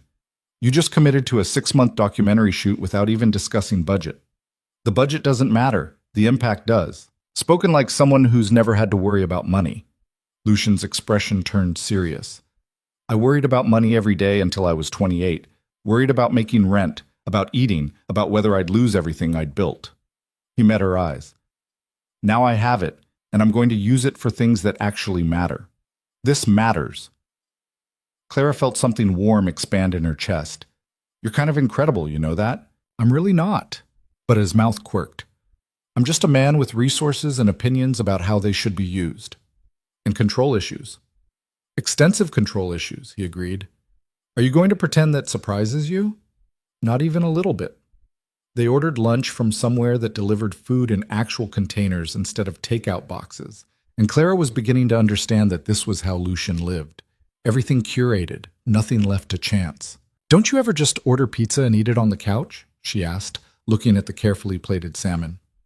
"No, why would I? Because it's normal? Because sometimes you don't want to eat off china?"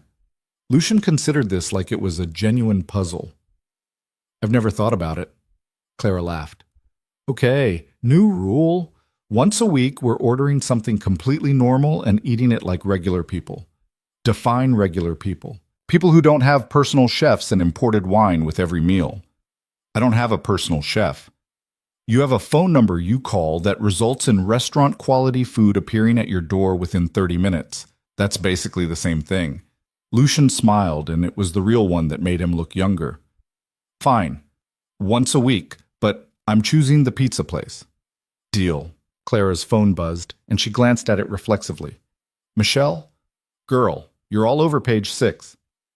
Billionaire Lucien Moretti's mystery woman identified. When were you going to tell me you were dating him?" Clara sighed and showed Lucien the text. "You should probably tell your friends," he said, "before they find out from the internet." "I should probably tell my family, too."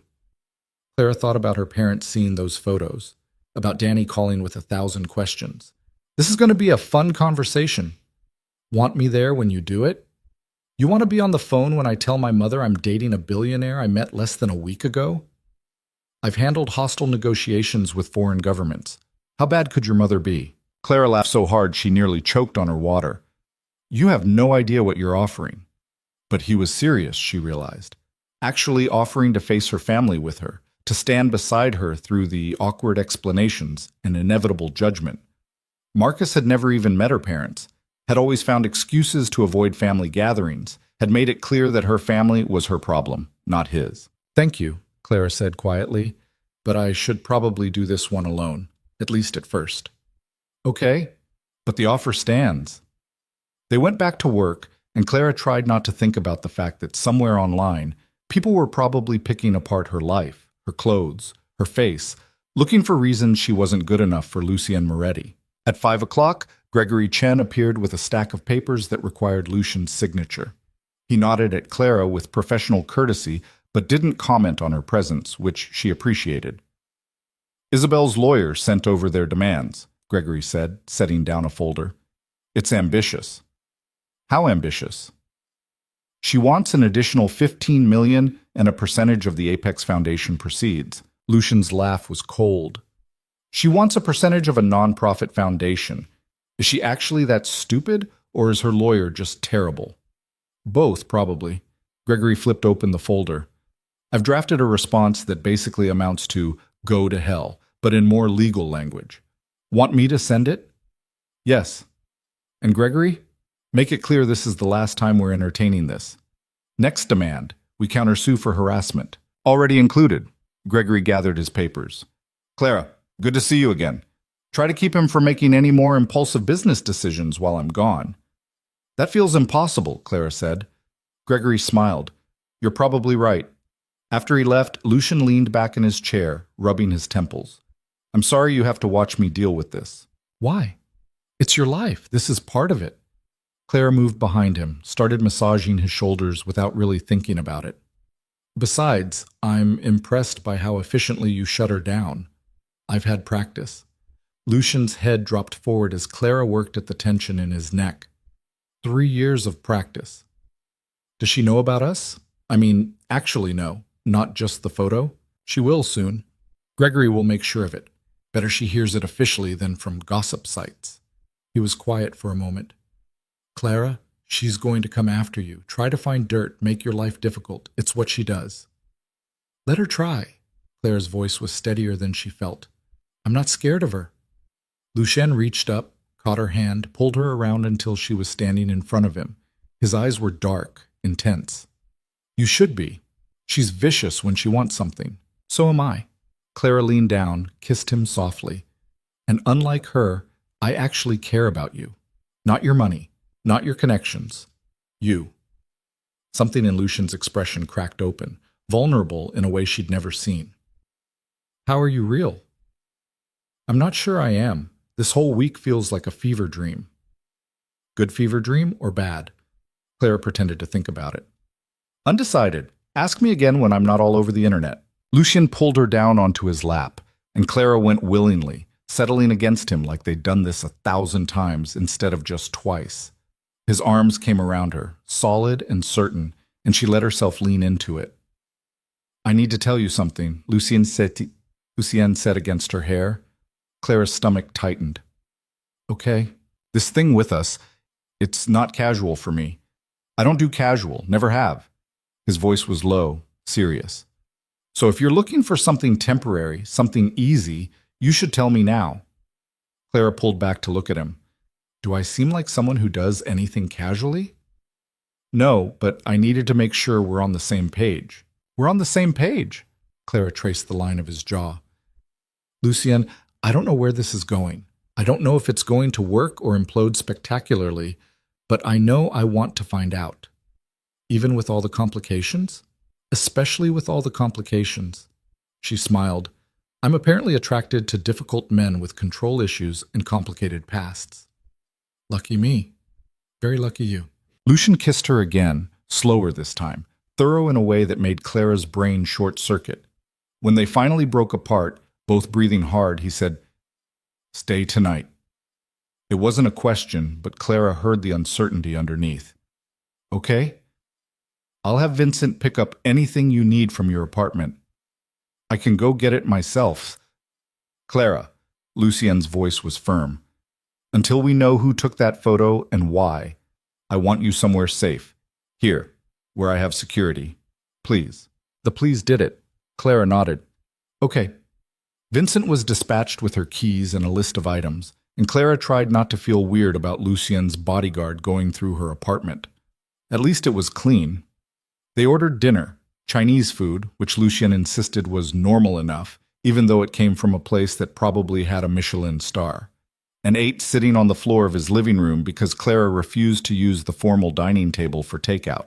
This is strange, Lucien said, looking at his position on the hardwood like he'd never seen floor before. This is normal. Get used to it. I'm beginning to think your definition of normal and mine are very different. That's because you've forgotten what normal looks like. Clara pointed her chopsticks at him. When's the last time you did something just for fun? Not for business, not for networking. Just because you wanted to. Lucien thought about it, kept thinking. I don't know. That's sad. That's efficient. That's lonely. Clara said it gently, but she watched him flinch anyway. Lucien, you can have success and a life. They're not mutually exclusive. They have been for me. Then we're changing that. Clara stood, pulled him up with her. Come on. Where are we going? You'll see. She led him to the windows, to the view of Central Park lit up below, and pulled out her phone. Found a playlist of music she'd made years ago, stuff that was just for her, for when the world felt too heavy. What are you doing? Lucien asked. Teaching you how to be normal. Clara held out her hand. Dance with me. Clara, no business talk, no strategy, just 3 minutes of being two people who like each other. She smiled. Please? Lucien took her hand, pulled her close, and they swayed to music that was too loud and too pop for his elegant apartment. He was stiff at first, uncomfortable, but Clara kept moving, and eventually she felt him relax, felt his arms tighten around her waist. This is ridiculous, he said. This is nice. I don't dance. You're dancing right now. Lucien laughed, and the sound was so genuine it made Clara's chest ache. I suppose I am. They danced through 3 songs, then 4, until the playlist shifted to something slower, and Lucien pulled her closer, his cheek against her hair. Thank you, he said quietly. For what? For reminding me what this feels like. Being with someone who wants me to be happy instead of useful. Clara's throat tightened. Lucien, I mean it. I've spent so long being what everyone needed, my father's son, my investor's success story, Isabel's bank account. I forgot what it felt like to just be myself. He pulled back to look at her. You make me want to be myself. The version who dances in his living room and eats takeout on the floor. That version of you is better, Clara said. More real. More real, he repeated, like he was testing the words. I like that. They stayed like that, swaying gently, until Clara's phone buzzed with a text from Vincent. Items retrieved. waiting downstairs. Lucien went down to meet him while Clara explored his apartment. The bedroom was as impersonal as the rest, expensive furniture, neutral colors, nothing that suggested anyone actually slept there. But the bathroom was enormous, with a shower that had 6 different heads and a tub that could fit 4 people. Vincent had packed her an overnight bag with surprising competence: pajamas, toiletries, tomorrow's clothes all neatly folded. Clara changed and washed her face, and when she came out, Lucien was sitting on the bed looking at his phone with an expression that made her nervous. "What's wrong?" He held up the phone. Another photo, this one of them at his father's house. Going inside together, Lucien's hand on her back. "Someone's following us," Clara said, her blood going cold. "Or someone's paying attention." Lucien's jaw was tight. "I'm having Vincent run the accounts that posted these. Find out who's behind them." "You think it's Isabel?" "I think it's someone who wants something from me, and they're using you to get leverage." He set down the phone, pulled Clara onto the bed beside him. "I'm not going to let anything happen to you. I can take care of myself. I know you can. But you shouldn't have to." Lucien's hand found hers, threaded their fingers together. "Clara, I need you to promise me something." "What?" "If this gets dangerous, if whoever's doing this escalates, you'll let me handle it. You'll trust me to keep you safe." Clara wanted to argue, to insist on her independence, but she looked at the tension in his shoulders, the genuine fear in his eyes, and realized this mattered to him in a way that went deeper than control. "I promise," she said, "but you have to promise me something too." "What?" "Promise you'll tell me the truth, all of it, no matter how bad it is." Clara squeezed his hand. "I can handle danger, I can't handle being lied to." Lucien was quiet for a long moment. "I promise." "Okay then." Clara kissed him, soft and quick. "Now, can we please go to sleep? I'm exhausted." They settled into bed, and it should have been awkward, first time sleeping next to each other, still learning each other's rhythms. But instead it felt easy, natural, like they'd been doing this for years instead of hours. Lucien pulled her against his chest, his arms secure around her waist, and Clara felt safer than she had in days. "Good night, Clara," he murmured against her hair. "Good night." She drifted off listening to his heartbeat, steady and strong, and didn't dream about photos or ex-wives or danger. She dreamed about building something that mattered, with a man who saw her exactly as she was and wanted her anyway. When Clara woke up, Lucien was already gone. There was a note on his pillow. "Had to handle something. Vincent will drive you to the office. Coffee's ready in the kitchen. L." Clara found the coffee, perfect temperature, exactly how she liked it, and felt that now familiar warmth spread through her chest. He'd paid attention, remembered. Vincent appeared as she was finishing breakfast, his expression as neutral as ever. "Ms. Bennett, Mr. Moretti asked me to take you to Jensen and Associates." "Is he okay? The note didn't say where he went." "He's handling a situation. He'll call you when it's resolved." That was all she was going to get, Clara realized. She gathered her things and followed Vincent down to the car, trying not to worry about what situation meant. At the office, David Jensen was waiting in her office with an expression somewhere between excited and terrified. "Clara, we need to talk." She set down her bag. About the fact that you're dating Lucien Moretti, and it's all over the news, and our phones have been ringing off the hook with press requests." David ran his hand through his hair. "This is incredible exposure for the firm, but it's a lot. Are you okay?" Clara thought about the photos, about Isabel's lawyer, about someone following her and Lucien around the city. "I'm fine, it's just noise." "Clara, this isn't just noise. This is page 6, the Post. 3 different business journals. People are fascinated." David leaned forward.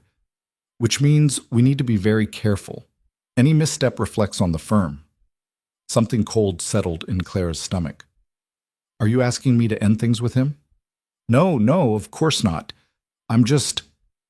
David stopped, regrouped. "I'm saying be smart, be careful, and maybe consider having the firm's PR team help you manage the attention." "I don't need a PR team to date someone." "You do when that someone is Lucien Moretti." David's voice softened. "Clara, I'm on your side, but you need to understand what you're walking into. This isn't going to go away." Clara knew he was right, knew this was just the beginning. "I understand. and I appreciate the concern, but I can handle this. Okay, David stood. Just know I'm here if you need anything. And Clara, congratulations. He seems like a good man. After he left, Clara sat at her desk and tried to focus on work. Tried to ignore the texts from Michelle and the missed calls from her mother, and the email from a journalist asking for comment on her whirlwind romance with Manhattan's most eligible bachelor. Her phone rang. Lucienne. Hey, she answered. Where are you? Dealing with Isabel. His voice was tight.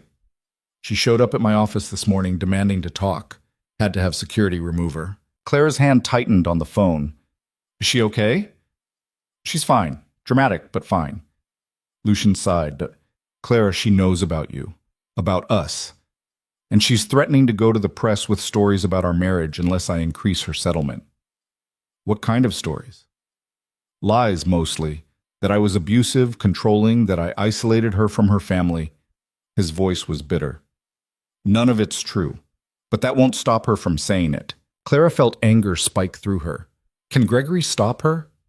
He's trying. But if she goes to the tabloids, they'll print it regardless of truth. They always do. Lucian was quiet for a moment. I'm sorry. This is exactly what I was afraid of. Stop apologizing. This isn't your fault. It's my ex-wife, my past. It's absolutely my fault. No, Clara said firmly. It's her choice to be vindictive. You don't get to take responsibility for her actions. She took a breath. Lucienne, let her talk. If she wants to lie to the press, let her. People who matter will know the truth. It could damage your reputation, your career. Let me worry about my career. Clara surprised herself with how steady her voice was. I'm not running because your ex is a nightmare. I'm not running at all. She heard Lucienne exhale, something releasing. You're sure? I'm sure. Okay. His voice shifted, became more controlled. I'm coming to get you. Lunch. Somewhere public. Why public? Because I want everyone to see that I'm not hiding you. That whatever Isabel says, whatever anyone says, I'm proud to be with you. He paused. If that's okay. Clara felt something warm bloom in her chest. That's more than okay. Good. I'll be there in 20 minutes. He was there in 15, walking into Jensen and Associates like he owned the building, and maybe he did for all Clara knew. Every head turned as he crossed the lobby, but Lucien's eyes found only her. Ready? He asked. Clara grabbed her coat. Ready? They walked out together, and Clara was acutely aware of the phones being pulled out, the photos being taken. This was deliberate, she realized. Lucian was making a statement. The restaurant he chose was French, expensive, and absolutely packed with Manhattan's business elite. People who would see them, talk about them, spread the word faster than any press release.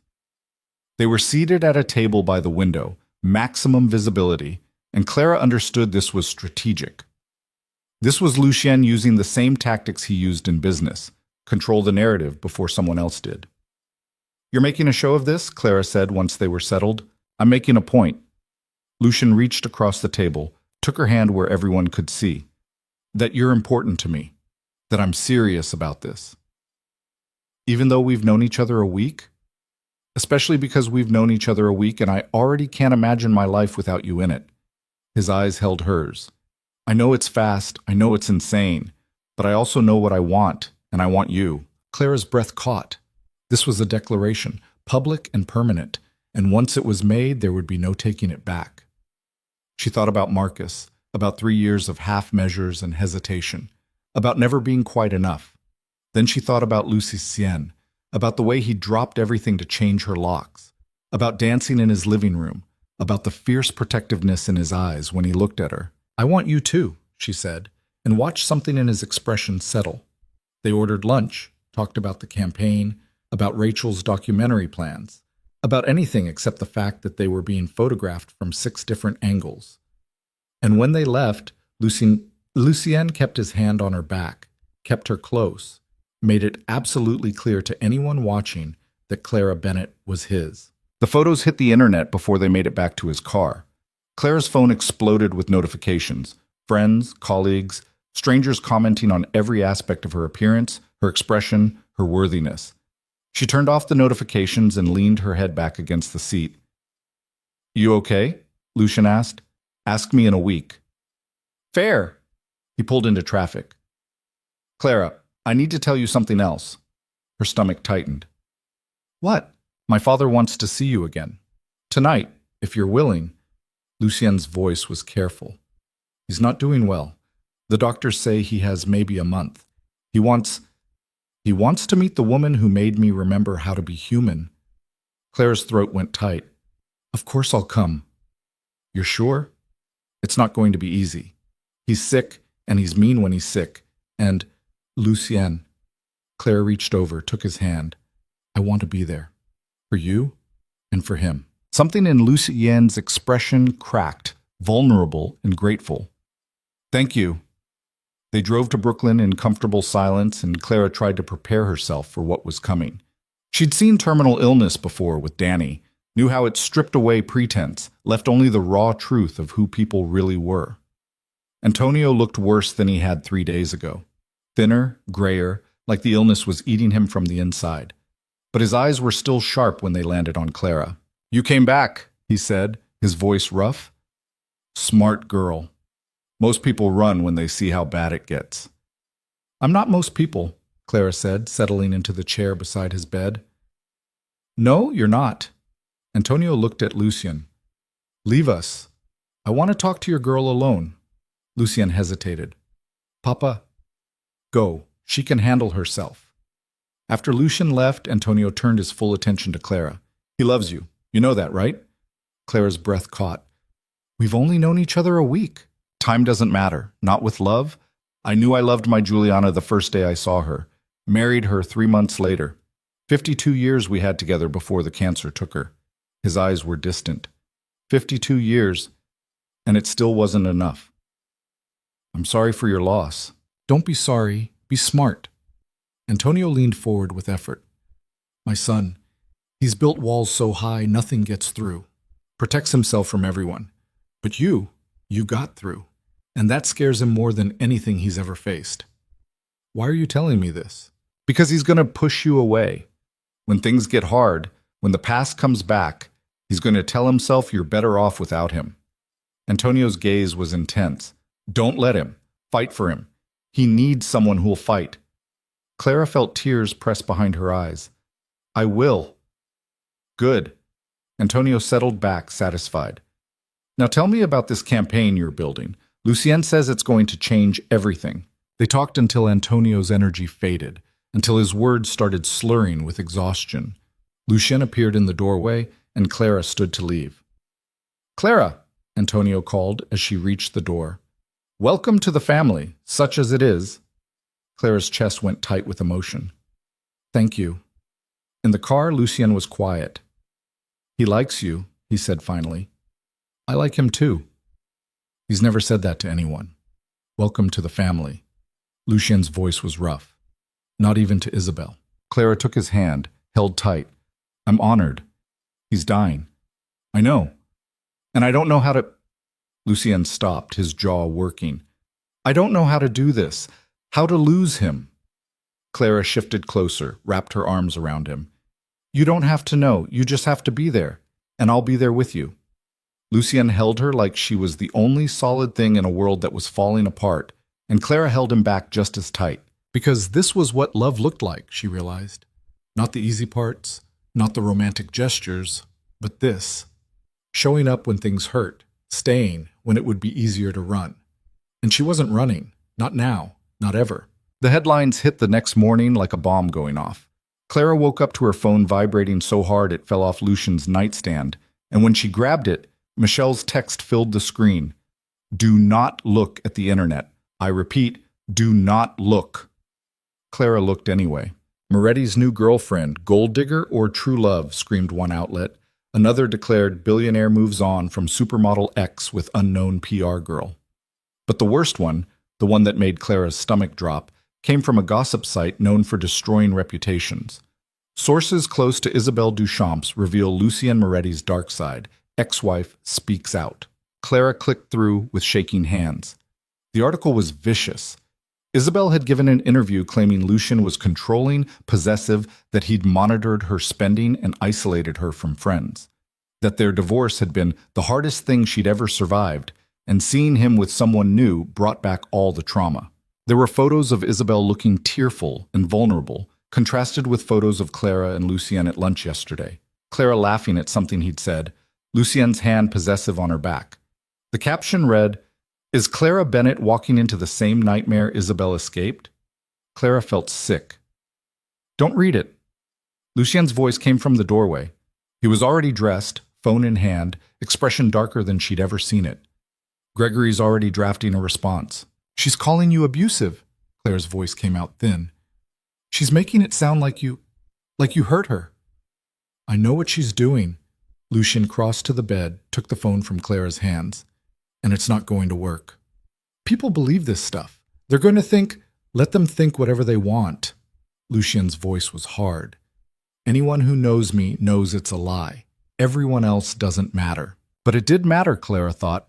It mattered because mud stuck even when it was thrown at the wrong person. It mattered because she could already see the comments piling up, people taking Isabel's side, calling Lucien a monster and Clara an idiot for getting involved. Her phone rang. Her mother. Clara closed her eyes. "I have to take this." Lucien nodded and stepped out, giving her privacy she wasn't sure she wanted. "Hi, Mom." "Clara Elizabeth Bennett." Her mother's voice was tight with worry. "I just saw the news. Who is this man? Why didn't you tell us you were seeing someone?" "It's complicated, Mom." "Complicated how? The article says he was married before, that his ex-wife is saying terrible things." "The ex-wife is lying." Clara's voice came out sharper than she intended. "Mom, I know this looks bad. I know it's fast, but Lucien he's good. He's been nothing but good to me." Her mother was quiet for a long moment. "Your father wants to meet him." Clara laughed, the sound slightly hysterical. "Of course he does. Clara, we're your parents. We love you. And after Marcus," her mother's voice softened, "we just want to make sure you're okay, that you're not rushing into something because you're hurt." "I'm not rushing. Or maybe I am, but it's the right kind of rushing." Clara rubbed her face. "Mom, can I call you back? I need to figure out what's happening." "Okay. But Clara, be careful. Men with that much money, that much power, they're not always what they seem." After she hung up, Clara sat on the edge of Lucien's bed and tried to breathe through the panic climbing her throat. This was a disaster. This was exactly the kind of public nightmare she'd never wanted. But then she thought about Antonio's words. "He's going to push you away. Don't let him." Clara found Lucien in his home office, on the phone with someone, his voice clipped and precise. "I don't care what it costs. I want a full investigation into who's been following us. Photos, phone records, everything." He paused. "And get me a meeting with the editor at that gossip site, today." He hung up when he saw Clara, and his expression immediately shifted to concern. "Your mother?" "Wants you to meet my father. Thinks I'm making a terrible mistake." Clara crossed her arms. "Are you going to sue them? The website?" "I'm going to make them retract the story and issue an apology." Lucien's voice was cold. "And then I'm going to make sure they think twice before printing lies about anyone ever again." "That sounds ominous." "That's the point." He moved toward her. "Clara, I told you this would get messy. This is just the beginning." "I know." "So what do you want to do?" Clara looked at him, at the tension in his jaw and the careful distance he was maintaining, like he was preparing for her to walk away, just like his father had predicted. "I want to fight back," she said. Lucien's eyebrows rose slightly. "What? Isabel wants to paint you as a monster? Fine. Let's show everyone who you actually are." Clara's mind was already racing. "The documentary Rachel's making, we move up the timeline. Start filming now. Show you at the clinics with patients, building something that actually matters. Make it impossible for people to believe you're the man Isabel's describing." Something flickered in Lucien's eyes. "That's strategic. It's what you do, right? Control the narrative?" Clara moved closer. "So let's control it, together." Lucien stared at her for a long moment, and then he smiled. Actually, smiled. "You're dangerous." "I'm effective. There's a difference." He pulled her in, kissed her hard. "Call Rachel. Tell her we're moving up production. I want cameras at the Brooklyn clinic by the end of the week." "What about Isabel?" Let Gregory handle Isabel. You and I have work to do. They spent the next 3 days in a controlled frenzy. Rachel flew in from Los Angeles with a small crew, and they descended on the Brooklyn clinic like a military operation. Clara coordinated with patients, secured releases, built shot lists that would tell the story they needed to tell. And Lucien was different on camera than Clara had expected. Not performative, not putting on a show, just genuinely present with every person he talked to. A 7-year-old girl with leukemia who wanted to be a doctor someday. A single mother who'd finally been able to get her son the asthma medication he needed. An elderly veteran whose cancer treatment had been covered by the Foundation's partnership program. Clara watched through the monitor as Lucien sat with them, listened to them, remembered their names and their stories. This was who he actually was, she realized. Not the cold businessman from that first meeting, but this. Someone who'd built an empire so he could use it to help people who'd been overlooked by everyone else. He's good at this, Rachel said, appearing beside Clara. Natural. Most wealthy donors are so uncomfortable around the people they're helping. But him, he actually cares. He does, Clara agreed. And you two... Rachel gestured at the monitor where Lucien had glanced toward Clara, his expression softening almost imperceptibly. That's real. The camera doesn't lie about chemistry like that. Clara felt heat rise in her cheeks. We're trying to keep the personal stuff out of the documentary. Good luck with that, Rachel smiled. Every time he talks about the Foundation's mission, he looks at you, like you're the reason he remembers why it matters. Before Clara could respond, her phone buzzed. Gregory Chen. Need you and Lucien at my office. Now. Isabel escalated. Clara's stomach dropped. She showed Lucien the text, and she watched his whole body go tense. We need to go, he said to Rachel. Can you handle things here? Of course. Go. In the car, Lucien was silent, his jaw tight. Vincent drove with the kind of focused intensity that suggested he knew exactly how bad this was. Gregory's office was in Midtown.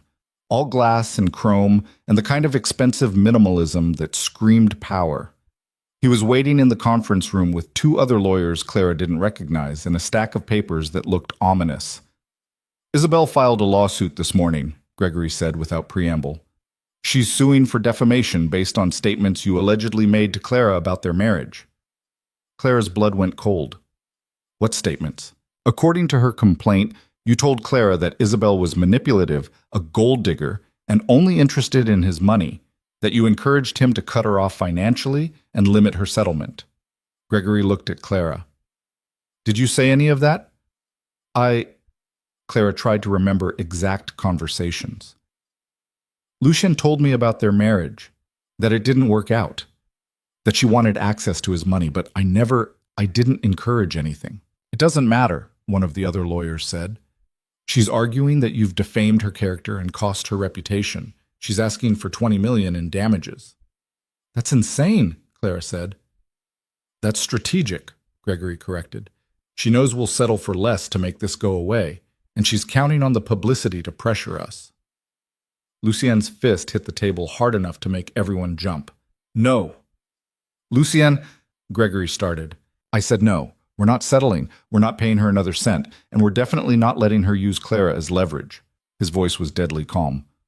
File a countersuit.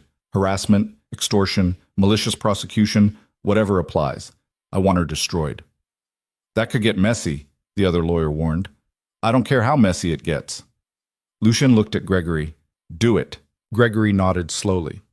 Okay, but Clara, you need to be prepared. This means depositions, potentially testimony. They're going to dig into your life, your relationship with Lucien, everything. Clara felt like she couldn't breathe. This was spiraling out of control so fast she couldn't track it. 2 weeks ago, she'd been planning a gala and trying to fix a dying relationship. Now she was being sued by a billionaire's ex-wife and caught in a legal battle she didn't understand. I need air, she said, standing abruptly. I'm sorry, I need a minute. She made it to the hallway before the tears came, hot and angry and overwhelming. This was too much. This was more than she'd signed up for, more than any sane person would tolerate. Footsteps behind her, Lucien. Don't, she said without turning around. Don't tell me it's going to be okay. I wasn't going to. He moved in front of her, and his expression was raw in a way she'd never seen. Clara, I'm sorry. I'm so sorry you're in this because of me. I'm not in this because of you. I'm in this because your ex-wife is vindictive and cruel. It amounts to the same thing. Lucian's voice was rough. You should walk away, right now, before this gets worse. There it was. The push Antonio had warned her about. Clara wiped her eyes, straightened her spine. No. Clara, I said no. She stepped closer, made him look at her. You think I'm going to run because things got hard? Because your past showed up and made things complicated? This isn't complicated. This is dangerous. She's going to tear apart your life looking for ammunition. Let her look. She won't find anything. Clara's voice was steady now, certain. Lucien, I knew what I was getting into. Maybe not the specifics, but I knew it wouldn't be easy. And I chose it anyway. I chose you. Why? The word came out broken. Why would you choose this? Because you're worth it. Clara reached up, cupped his face. Because you changed my locks without being asked. Because you sat with a 7-year-old cancer patient today and made her laugh. Because you look at me like I'm exactly enough. Her voice softened. Because I love you. Lucian went completely still. What? I love you, Clara repeated, and the words felt true in a way nothing else had in years. I know it's been 2 weeks. I know that's insane. But I don't care. I love you, and I'm not going anywhere. Lucian pulled her in, kissed her desperately like she was oxygen and he'd been drowning. When they broke apart, he was shaking. I love you too, he said against her hair. I've loved you since you walked into that conference room crying and still managed to look like you could take on the world. Clara laughed, the sound wet and happy. That's a terrible meet cute. That's our meet cute. Lucien pulled back to look at her. Clara, if we do this, if we fight back, it's going to get ugly. She's going to say things about both of us. Try to make us look like villains. Then we'll prove her wrong. Clara took his hand. Together. Together, he repeated, like he was testing the word. They went back into the conference room, and Clara felt different, steadier, like she'd crossed some invisible line and there was no going back. We're countersuing, Lucian told Gregory, whatever it takes. Gregory nodded, unsurprised. I'll have the papers filed by end of day. But Lucien, Clara, you both need to understand that this is going to be public, very public. Every detail of your relationship is going to be scrutinized. We understand, Clara said before Lucian could. What do we do next? The next week was a blur of legal meetings and strategy sessions. Isabel's lawsuit made headlines, and the internet exploded with opinions. Half the people thought Clara was a homewrecker who'd stolen a married man. The other half thought Isabel was a scorned woman going after her ex's new girlfriend out of jealousy. The truth, as always, was more complicated than either version. Clara's firm was getting calls from reporters wanting comments. Her social media was flooded with messages ranging from supportive to viciously cruel. Someone had dug up photos from her college days and posted them with captions about how she'd always been ambitious in a way that made ambition sound like a crime. And through it all, Marcus kept texting. The messages had started innocuous enough. Hey, saw the news, hope you're okay. But they'd escalated quickly to, you're making a huge mistake, and he's going to destroy you. And finally, 3 days ago, we need to talk. I have information you need to hear. Clara had blocked him after that one. But it gnawed at her, the suggestion that Marcus knew something, that there was some piece of information she was missing. She was at Lucian's apartment going over deposition prep, when her phone rang from another unknown number. She almost didn't answer, but something made her pick up. Clara Bennett? Yes? This is Detective Sarah Reeves with NYPD. I'm calling about Marcus Hayes. Clara's heart stopped. What about him? He filed a police report this morning. Claims you've been harassing him, that your boyfriend threatened him at a charity event. The detective's voice was professional, detached. I need you to come in for questioning. Clara felt the room tilt. That's not true. I haven't contacted him since we broke up, and Lucian never threatened him. He just asked him to leave. That's what we're trying to determine. Can you come in this afternoon? Clara agreed, hung up, and immediately felt like she was going to be sick. Lucien appeared in the doorway. What's wrong? Marcus filed a police report. He's saying I've been harassing him, that you threatened him. Clara's voice was shaking. This is He's trying to make us look dangerous. Lucien's expression went cold in a way that actually scared her. He filed a false police report. He's going to lie. Say you threatened him at the gala, that I've been calling him, and we have proof that none of that happened. Lucien was already pulling out his phone. Vincent has security footage from the gala, and your phone records will show you haven't contacted him. He paused. Clara, this is Isabel's doing. She's coordinating with him. You don't know that. Yes, I do. This is exactly the kind of thing she'd orchestrate. Get your ex to file complaints, make us look aggressive, use it in her lawsuit. Lucien's voice was deadly calm. But she made a mistake, because Marcus is an idiot, and he's going to give us everything we need to prove she's behind this. Clara wanted to believe him, wanted to trust that truth would win out. But she'd seen how these things worked. Mud stuck whether it was true or not. I need to call Gregory, she said. Already on it. Lucien was typing rapidly. He'll meet you at the precinct. You're not doing this alone. 2 hours later, Clara sat in an interrogation room that smelled like coffee and desperation, with Gregory beside her and Detective Reeves across the table. Walk me through your relationship with Marcus Hayes, the detective said. Clara did, laying out the timeline. 3 years together, living in her apartment, the cheating, the breakup, the fact that she'd blocked his number after he wouldn't stop calling. And the incident at the charity gala? Detective Reeves asked. He showed up drunk, started making a scene. Lucien, Mr. Moretti, asked him to leave. That's it. No threats, no violence. Just asked him to go. Mr. Hayes claims Mr. Moretti said he'd regret coming back, that he had him physically removed by security. He did have security escort him out because Marcus was drunk and causing a scene at a fundraiser for a children's hospital. Clara kept her voice level, but there were no threats. There were 200 witnesses who can confirm that. Detective Reeves made notes, her expression unreadable. And you haven't contacted Mr. Hayes since the breakup? No. I blocked his number. I have the phone records to prove it. He claims you've been calling from different numbers, showing up at his workplace. Clara felt something snap. That's a lie. I haven't been within a mile of him since I left my apartment, and I've been working 16-hour days on a major campaign. When exactly would I have time to stalk my ex? Gregory touched her arm, a gentle warning. My client has provided a complete timeline of her activities. We have phone records, security footage, witness statements, all of which contradict Mr. Hayes' claims. Detective Reeves leaned back. Miss Bennett, I'm going to be honest with you. This looks like a coordinated attack. The timing of his report, combined with the lawsuit from Mr. Moretti's ex-wife, someone's trying to paint you both in a very specific light. Isabelle Duchamp, Claire said. She's behind this. We can't prove that, yet. The detective closed her notebook. But I'd advise you to be very careful. Document everything. Keep records of everywhere you go, everyone you talk to, because whoever's orchestrating this is going to keep pushing until something breaks. Clara left the precinct feeling hollowed out. Gregory walked her to where Vincent was waiting, and even the bodyguard's stoic presence didn't make her feel safer. This is insane, she said. How is this my life? This is what happens when someone with resources decides to destroy you, Gregory said quietly. But Clara, you're not alone in this. And Lucien, he's not going to let anything happen to you. Back at Lucien's apartment, she found him on the phone with someone, his voice sharp.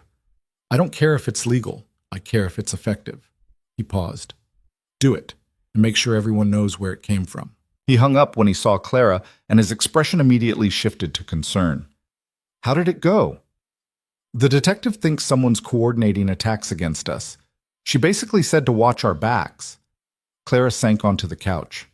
Lucien, what are we doing? How do we fight this? We fight it by not backing down, by showing them that we're stronger together than they are separately. He sat beside her, pulled her close, and by making them regret ever coming after us. There was something dark in his voice, something that reminded Clara that Lucien Moretti hadn't built an empire by playing nice. What are you planning? She asked. I'm planning to make Isabel's life very difficult, and Marcus's too if he wants to keep playing games. Lucien's jaw was tight. I have investigators looking into who's been following us, who leaked those photos, and I'm having someone audit Isabel's finances, looking for anything that might explain her sudden need for more money. That sounds ruthless. It is. Lucian met her eyes. Clara, I told you I'm not the man I used to be, but I still have access to those methods when I need them. And right now, I need them. Clara should be disturbed, should be questioning whether this was the man she'd fallen in love with. But instead, she just felt relieved that someone was finally fighting back with the same intensity Isabel was bringing. Okay, she said. What can I do? Lucian smiled, and it was all edges. Keep being you. Keep working on the campaign. Keep showing up. Keep proving that you're not going anywhere. That's what terrifies them, that we're not playing their game. The campaign launch happened 3 weeks later, and it was everything Clara had envisioned and more. Rachel's documentary preview played to a packed theater of donors, press, and healthcare advocates. The footage of Lucien with patients, of Clara coordinating with clinic staff, of the real impact the foundation was having, it was devastating in the best way. People cried. People applauded. And when the lights came up, Clara saw Isabel in the back row, her expression murderous. Lucien saw her too. Vincent, make sure she leaves quietly. But Isabel was already moving, pushing through the crowd toward them. You think this changes anything? She hissed when she reached them. You think one feel-good video makes you look like a hero? I think it shows people who I actually am, Lucien said calmly, which is the opposite of what you've been claiming. People see what they want to see. And I'm going to make sure they see the truth, that you're a controlling bastard who ruins everyone he touches. Is that why you coordinated with Marcus Hayes? Clara asked, surprising herself. Why you had him file a false police report? Isabel's eyes flashed. I don't know what you're talking about. We have phone records, Lucien said softly. 17 calls between you and Marcus in the past 2 weeks, along with financial transfers from one of your shell accounts to his bank. Want to explain that to your lawyer? Isabel went pale. You're bluffing. I never bluff. Lucien's voice was cold. Gregory has everything.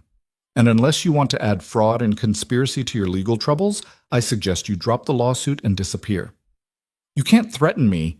That's not a threat. That's a promise. Lucien stepped closer and Clara saw Vincent move into position behind Isabel. You're done, Isabel. Walk away now while you still can. For a moment, Clara thought Isabel was going to fight, but then something in her expression crumbled, and she turned and fled, pushing through the crowd with Vincent following at a careful distance. Clara exhaled, her whole body shaking. Is it over? Not yet, but soon. Lucien pulled her close, pressed his lips to her temple. You did amazing tonight. The campaign, the launch, it was perfect. We did amazing, Clara corrected. This was both of us. Around them, people were mingling, networking, writing checks for amounts that made Clara's head spin. The foundation was going to be fully funded within a month. The documentary was getting picked up by a major streaming service. Everything they'd worked for was coming together. And standing beside Lucien, Clara felt something settle in her chest. This was real. This was worth fighting for. Later that night, back at his apartment, Lucien's phone rang. He glanced at it, and his expression went carefully neutral. It's the hospital, he said. My father. Clara's stomach dropped. Go, I'll come with you. They made it to Brooklyn in record time, Vincent driving like every second mattered. Antonio was in his bedroom, surrounded by family, looking smaller than Clara had ever seen him. But when Lucien entered, his eyes found his son immediately. Lucien. His voice was barely a whisper. Come here. Lucien knelt beside the bed, and Clara saw his hand shake as he took his father's. I'm here, Papa. Good boy. Antonio's breathing was labored. You brought your girl?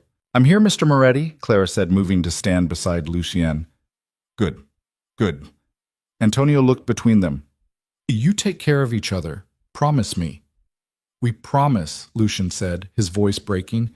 And Lucien, Antonio's grip tightened. You build something good, something that matters, something your mother would be proud of.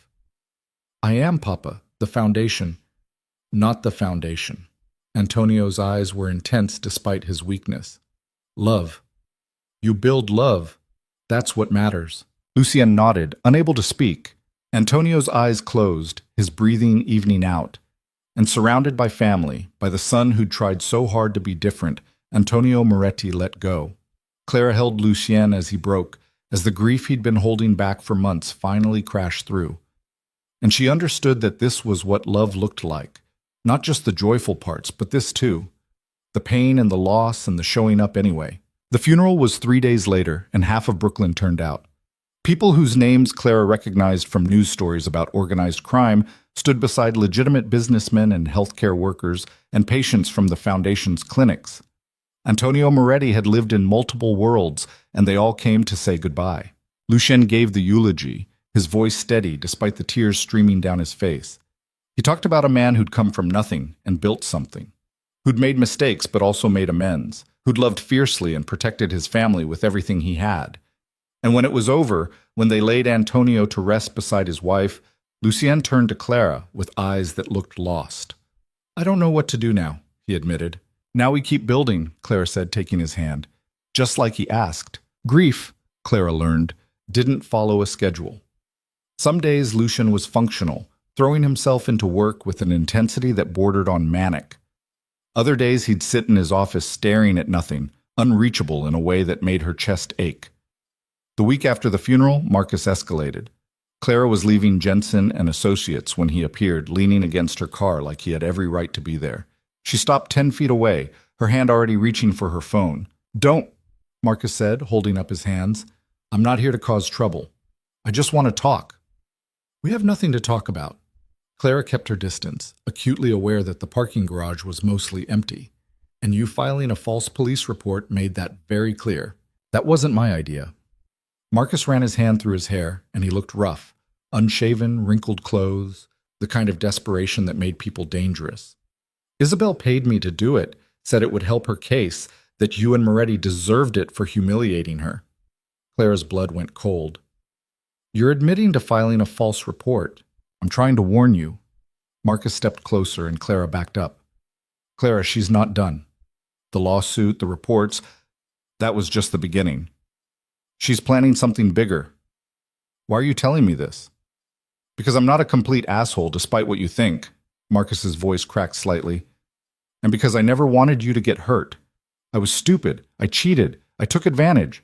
But I never wanted this." Clara studied him, trying to determine if this was another manipulation or genuine remorse. "What's she planning?" "I don't know specifics.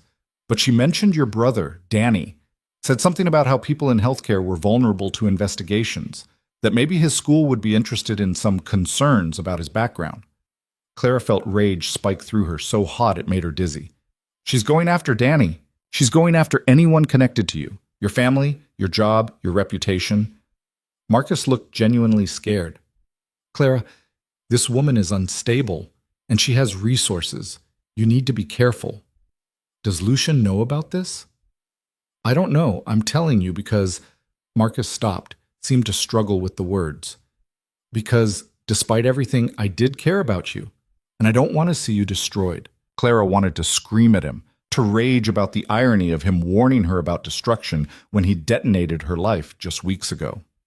But there wasn't time for that. "Thank you for the warning," she said tightly. "Now leave before I call security." Marcus nodded and walked away, and Clara immediately called Lucien. He answered on the first ring. "Clara, Marcus just cornered me in the parking garage. He says Isabel's planning something bigger, that she's threatening to go after Danny." Clara's voice was shaking. "Lucien, if she touches my brother—" "She won't." Lucien's voice was steel. "Where are you?" "Still at the office. Vincent's picking me up in 10 minutes. "Good.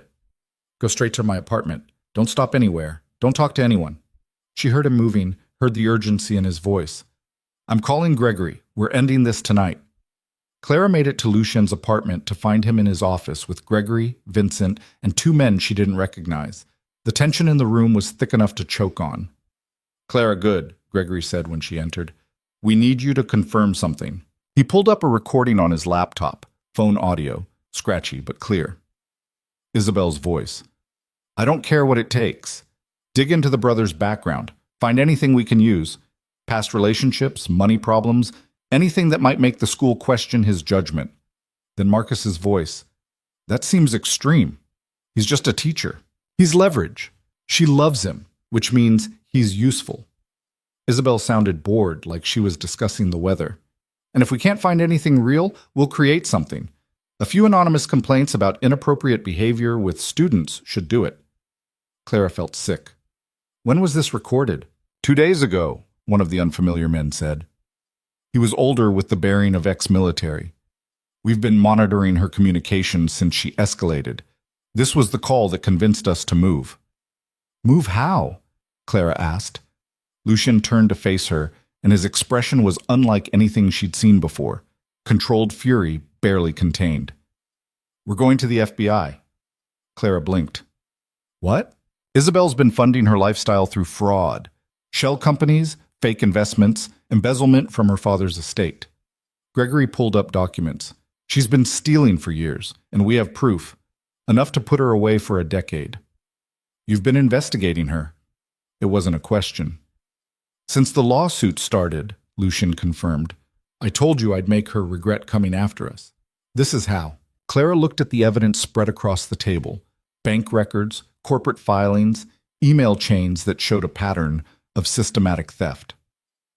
This could destroy her. That's the idea, Gregory said. Something in Clara's chest twisted. She thought about Isabel, about the woman who'd been hurt by a failed marriage and had turned that pain into a weapon, about how hurt people, and how that cycle never ended unless someone chose to break it. Wait, she said. Everyone turned to look at her. What if we give her a choice? Clara's mind was racing. What if instead of going to the FBI immediately, we offer her a deal, drop the lawsuit, leave us alone, never contact any of us again, and we won't press charges? Lucien's expression darkened. Clara, she threatened Danny. She filed false reports. She's been making my life hell.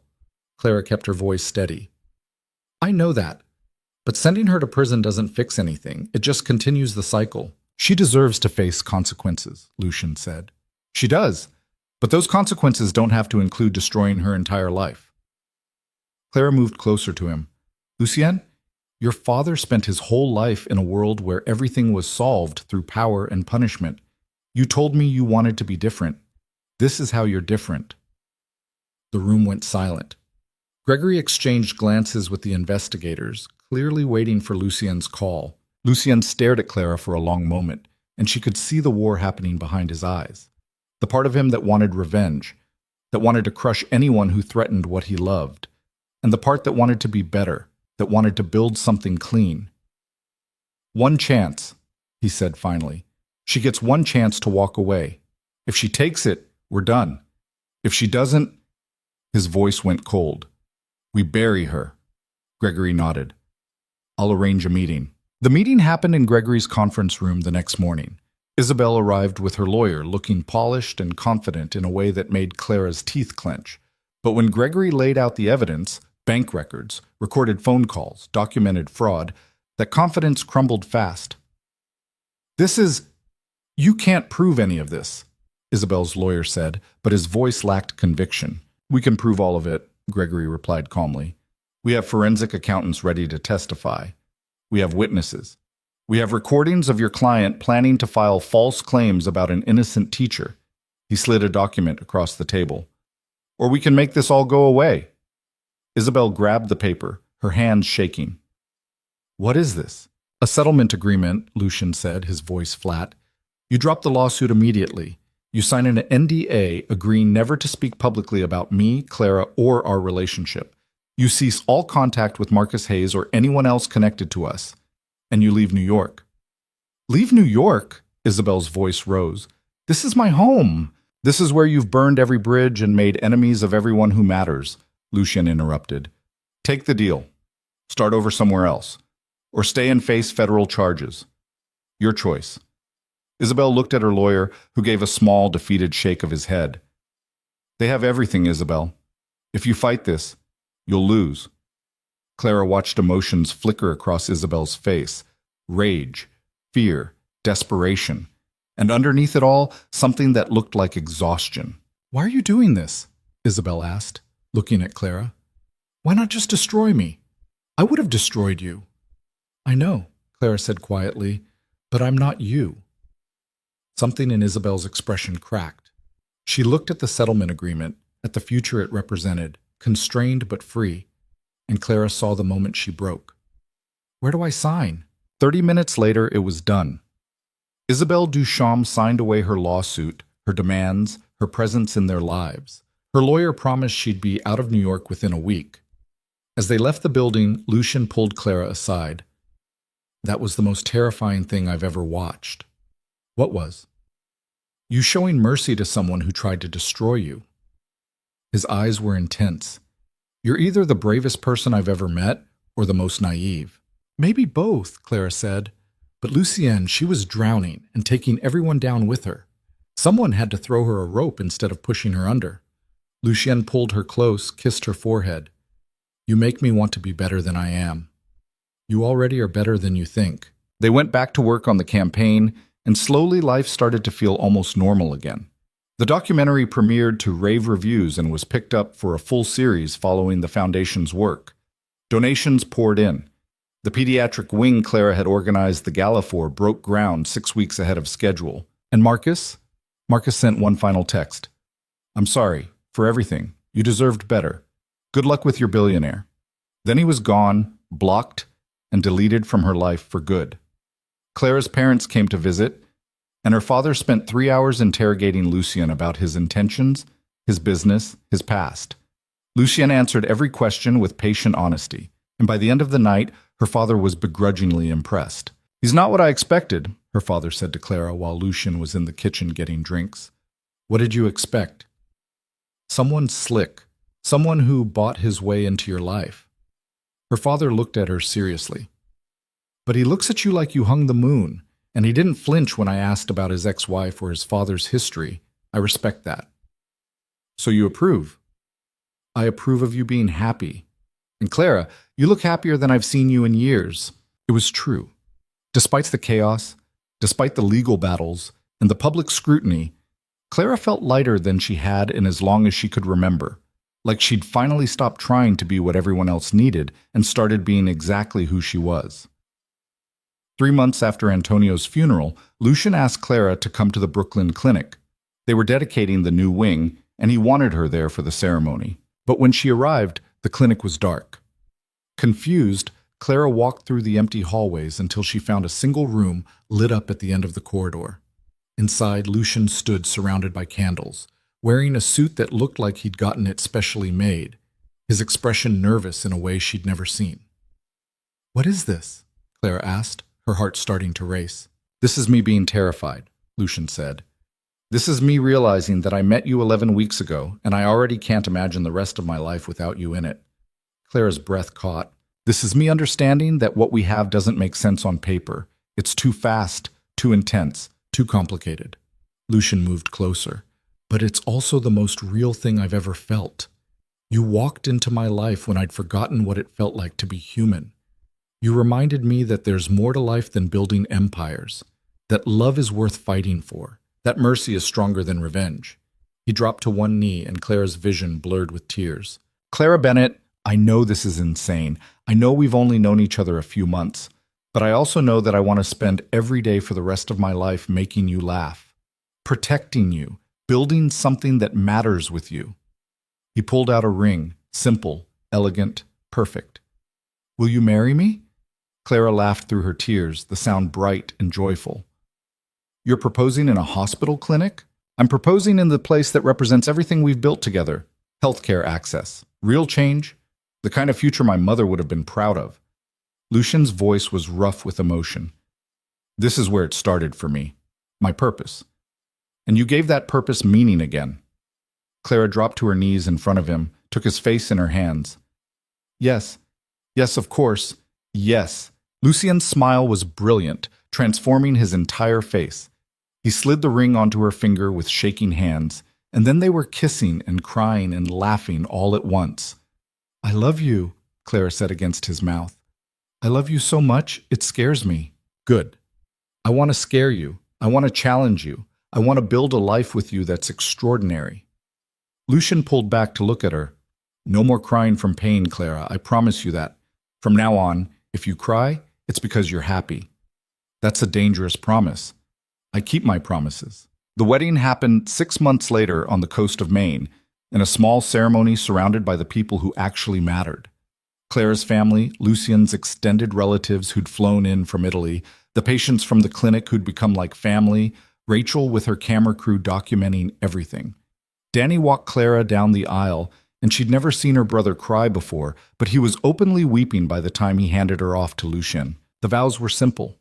Lucien promised to love her fiercely, to build a life worthy of her, to never let her forget how extraordinary she was. Clara promised to challenge him, to keep him human, to stand beside him through whatever came next. When the officiant said, "You may kiss the bride," Lucien pulled her in and kissed her like they were the only two people in the world. The reception was loud and chaotic and perfect. Clara danced with her father, with Danny, with Lucien's Uncle Tony, who'd catered the entire event, and kept crying about how beautiful it was.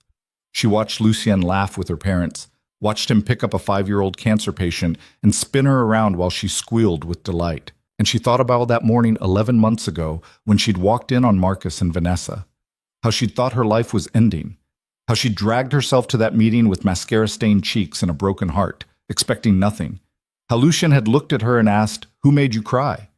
That question had changed everything. Later, during the toasts, Michelle stood up with a glass of champagne and a wicked smile. "I've known Clara for 8 years, and in that time, I've watched her build an incredible career, organize events that changed lives, and date a man who was completely wrong for her." She looked at Lucien. "Then you showed up, and suddenly Clara was different, lighter, more herself than I'd ever seen her. So thank you, Lucien Moretti, for seeing what the rest of us always knew, that Clara Bennett is extraordinary, and for being smart enough to build a life with her instead of being intimidated by her." The applause was thunderous. Danny went next, his voice thick with emotion. "When Clara told me she was dating a billionaire she'd known for a week, I thought she'd lost her mind. When she said she was marrying him 6 months later, I was sure of it." He grinned. "But then I met Lucien, and I saw the way he looks at my sister, like she's the answer to every question he's ever asked, like he'd burn down the world for her. That's the kind of love I want someday. So congratulations, you crazy kids. You're either the best decision each other ever made or the most spectacular disaster. I'm betting on the first one." More applause, more tears, and then Lucien stood, pulling Clara up with him. "I wasn't planning to make a speech, but looking around this room, at all of you who've supported us through the absolute chaos of the past year, I need to say something." He turned to Clara, his eyes bright. 11 months ago, I met a woman who walked into a business meeting hours after her life fell apart, and still managed to stand tall, who answered an invasive question with brutal honesty because she was too tired to lie, who chose to trust me when she had every reason not to. His voice roughened. "Clara, you saved me. Not from anything external, not from my past or my enemies. You saved me from myself. From the isolated, controlled version of life I'd built where nothing could touch me because I wouldn't let anything in." He took both her hands. "You taught me that vulnerability isn't weakness, that mercy is strength, that building something real with another person is worth more than any empire I could ever create. And I promise you, I will spend the rest of my life making sure you never regret taking a chance on me." Clara was crying again, happy tears just like Lucien had promised. "You're going to make me ruin my makeup." "I'll buy you new makeup." He kissed her softly. "I love you, Mrs. Moretti. I love you too." They danced until the sun set over the ocean, until the stars came out, and the music shifted to something slow and sweet. And Clara rested her head on Lucien's shoulder and felt something settle in her chest, the certainty that she was exactly where she was supposed to be. Years passed in the kind of beautiful blur that good lives create. The Apex Foundation expanded to 12 cities, then 20, then 30. Rachel's documentary series won an Emmy.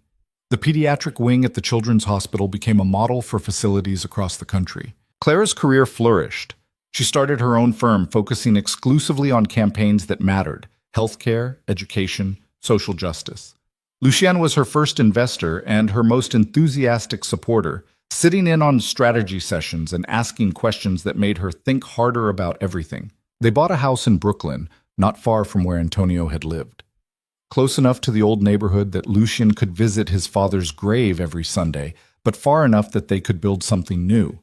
They fought sometimes.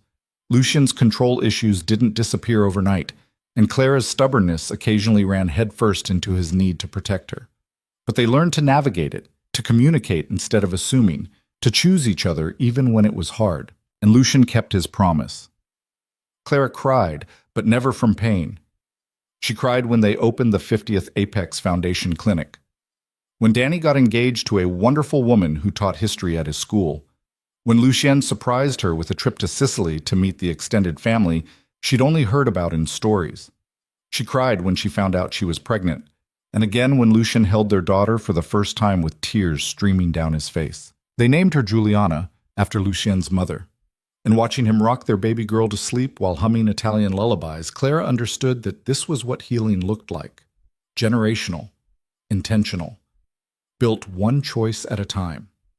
On their 5th anniversary, Lucien took Clara back to the conference room where they'd first met. The building had changed ownership, but he'd arranged access through the kind of connections that came with being Lucien Moretti. "Why are we here?" Clara asked, looking around the space that held so many memories. "Because this is where you changed my life." Lucien pulled her to the exact spot where she'd stood during that first meeting. "This is where I looked at a woman who was barely holding herself together and asked a question I had no right to ask." "Who made you cry?" Clara said softly. "Who made you cry?" he repeated. "And you answered me. And in that moment I knew you were going to matter to me. Knew you were going to change everything." Clara thought about that day, about the person she'd been, broken and lost and trying so hard to be strong. "I was a mess. You were magnificent." Lucien pulled her close. "And you still are, every single day." "Even when I'm sleep-deprived and covered in baby spit-up?" "Especially then." They stood there in the conference room, holding each other, and Clara thought about the journey from there to here. About Marcus and Isabel and all the people who'd tried to break them. About Antonio's wisdom and Danny's support and Michelle's unwavering friendship. About the choice to show up, to be vulnerable, to build something real instead of something perfect. "Do you ever regret it?" Clara asked. "How fast everything moved, how complicated it got." "Never." Lucien's answer was immediate. Every complication was worth it. Every challenge made us stronger. "Clara, you are the best thing that ever happened to me. The best decision I ever made. You didn't make me. I made myself." "I know, that's what I love most." He smiled. "You're not someone I created or controlled or shaped into what I wanted. You're someone who chose to build a life with me while staying completely, unapologetically yourself." Clara kissed him, soft and certain. "Thank you for asking who made me cry. Thank you for answering honestly." They left the building and drove home to their daughter, to their life, to the future they were building one day at a time. And Clara understood something fundamental about love that she'd never quite grasped before, that it wasn't about being perfect or having all the answers or never making mistakes. It was about showing up, about choosing each other when it would be easier to walk away, about building something strong enough to withstand the storms instead of looking for something that would never face any weather.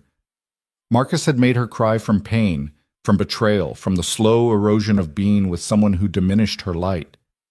But Lucien had made her cry from joy, from being seen, from building something so extraordinary that sometimes she still couldn't believe it was real. And years later, standing in the office where it all began, the same conference room where a broken woman had met a man who saw past the tears to the strength underneath, Clara realized she hadn't cried from pain since the day she met him, because Lucien Moretti had kept his promise. No one had made her cry since that morning, not from heartbreak, not from feeling small, not from being underestimated or overlooked or made to feel like she was too much. She cried from happiness now, from pride in what they'd built, from watching their daughter take her first steps, from seeing communities transformed by the work they'd started together. She cried because life was beautiful and messy and complicated and absolutely worth every struggle. And she cried because she'd learned that the question, "Who made you cry?" was never really about blame. It was about understanding that how people treat you in your darkest moments reveals everything you need to know about their character. Marcus had seen her pain as weakness, as something to exploit. Lucien had seen it as humanity, as something to protect. That difference had changed everything. So when people asked Clara about her love story, and they did ask, because the tale of the billionaire who fell for the heartbroken event planner had become the kind of legend people told at dinner parties.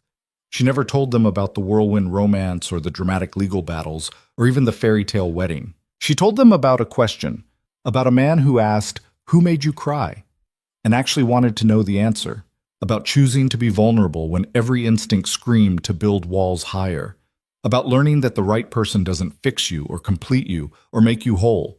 The right person sees you exactly as you are, broken and brilliant and perfectly imperfect, and chooses to build a life with you anyway. That was the real story, the one worth telling. And it had started with tears and ended with joy, just the way the best stories always do.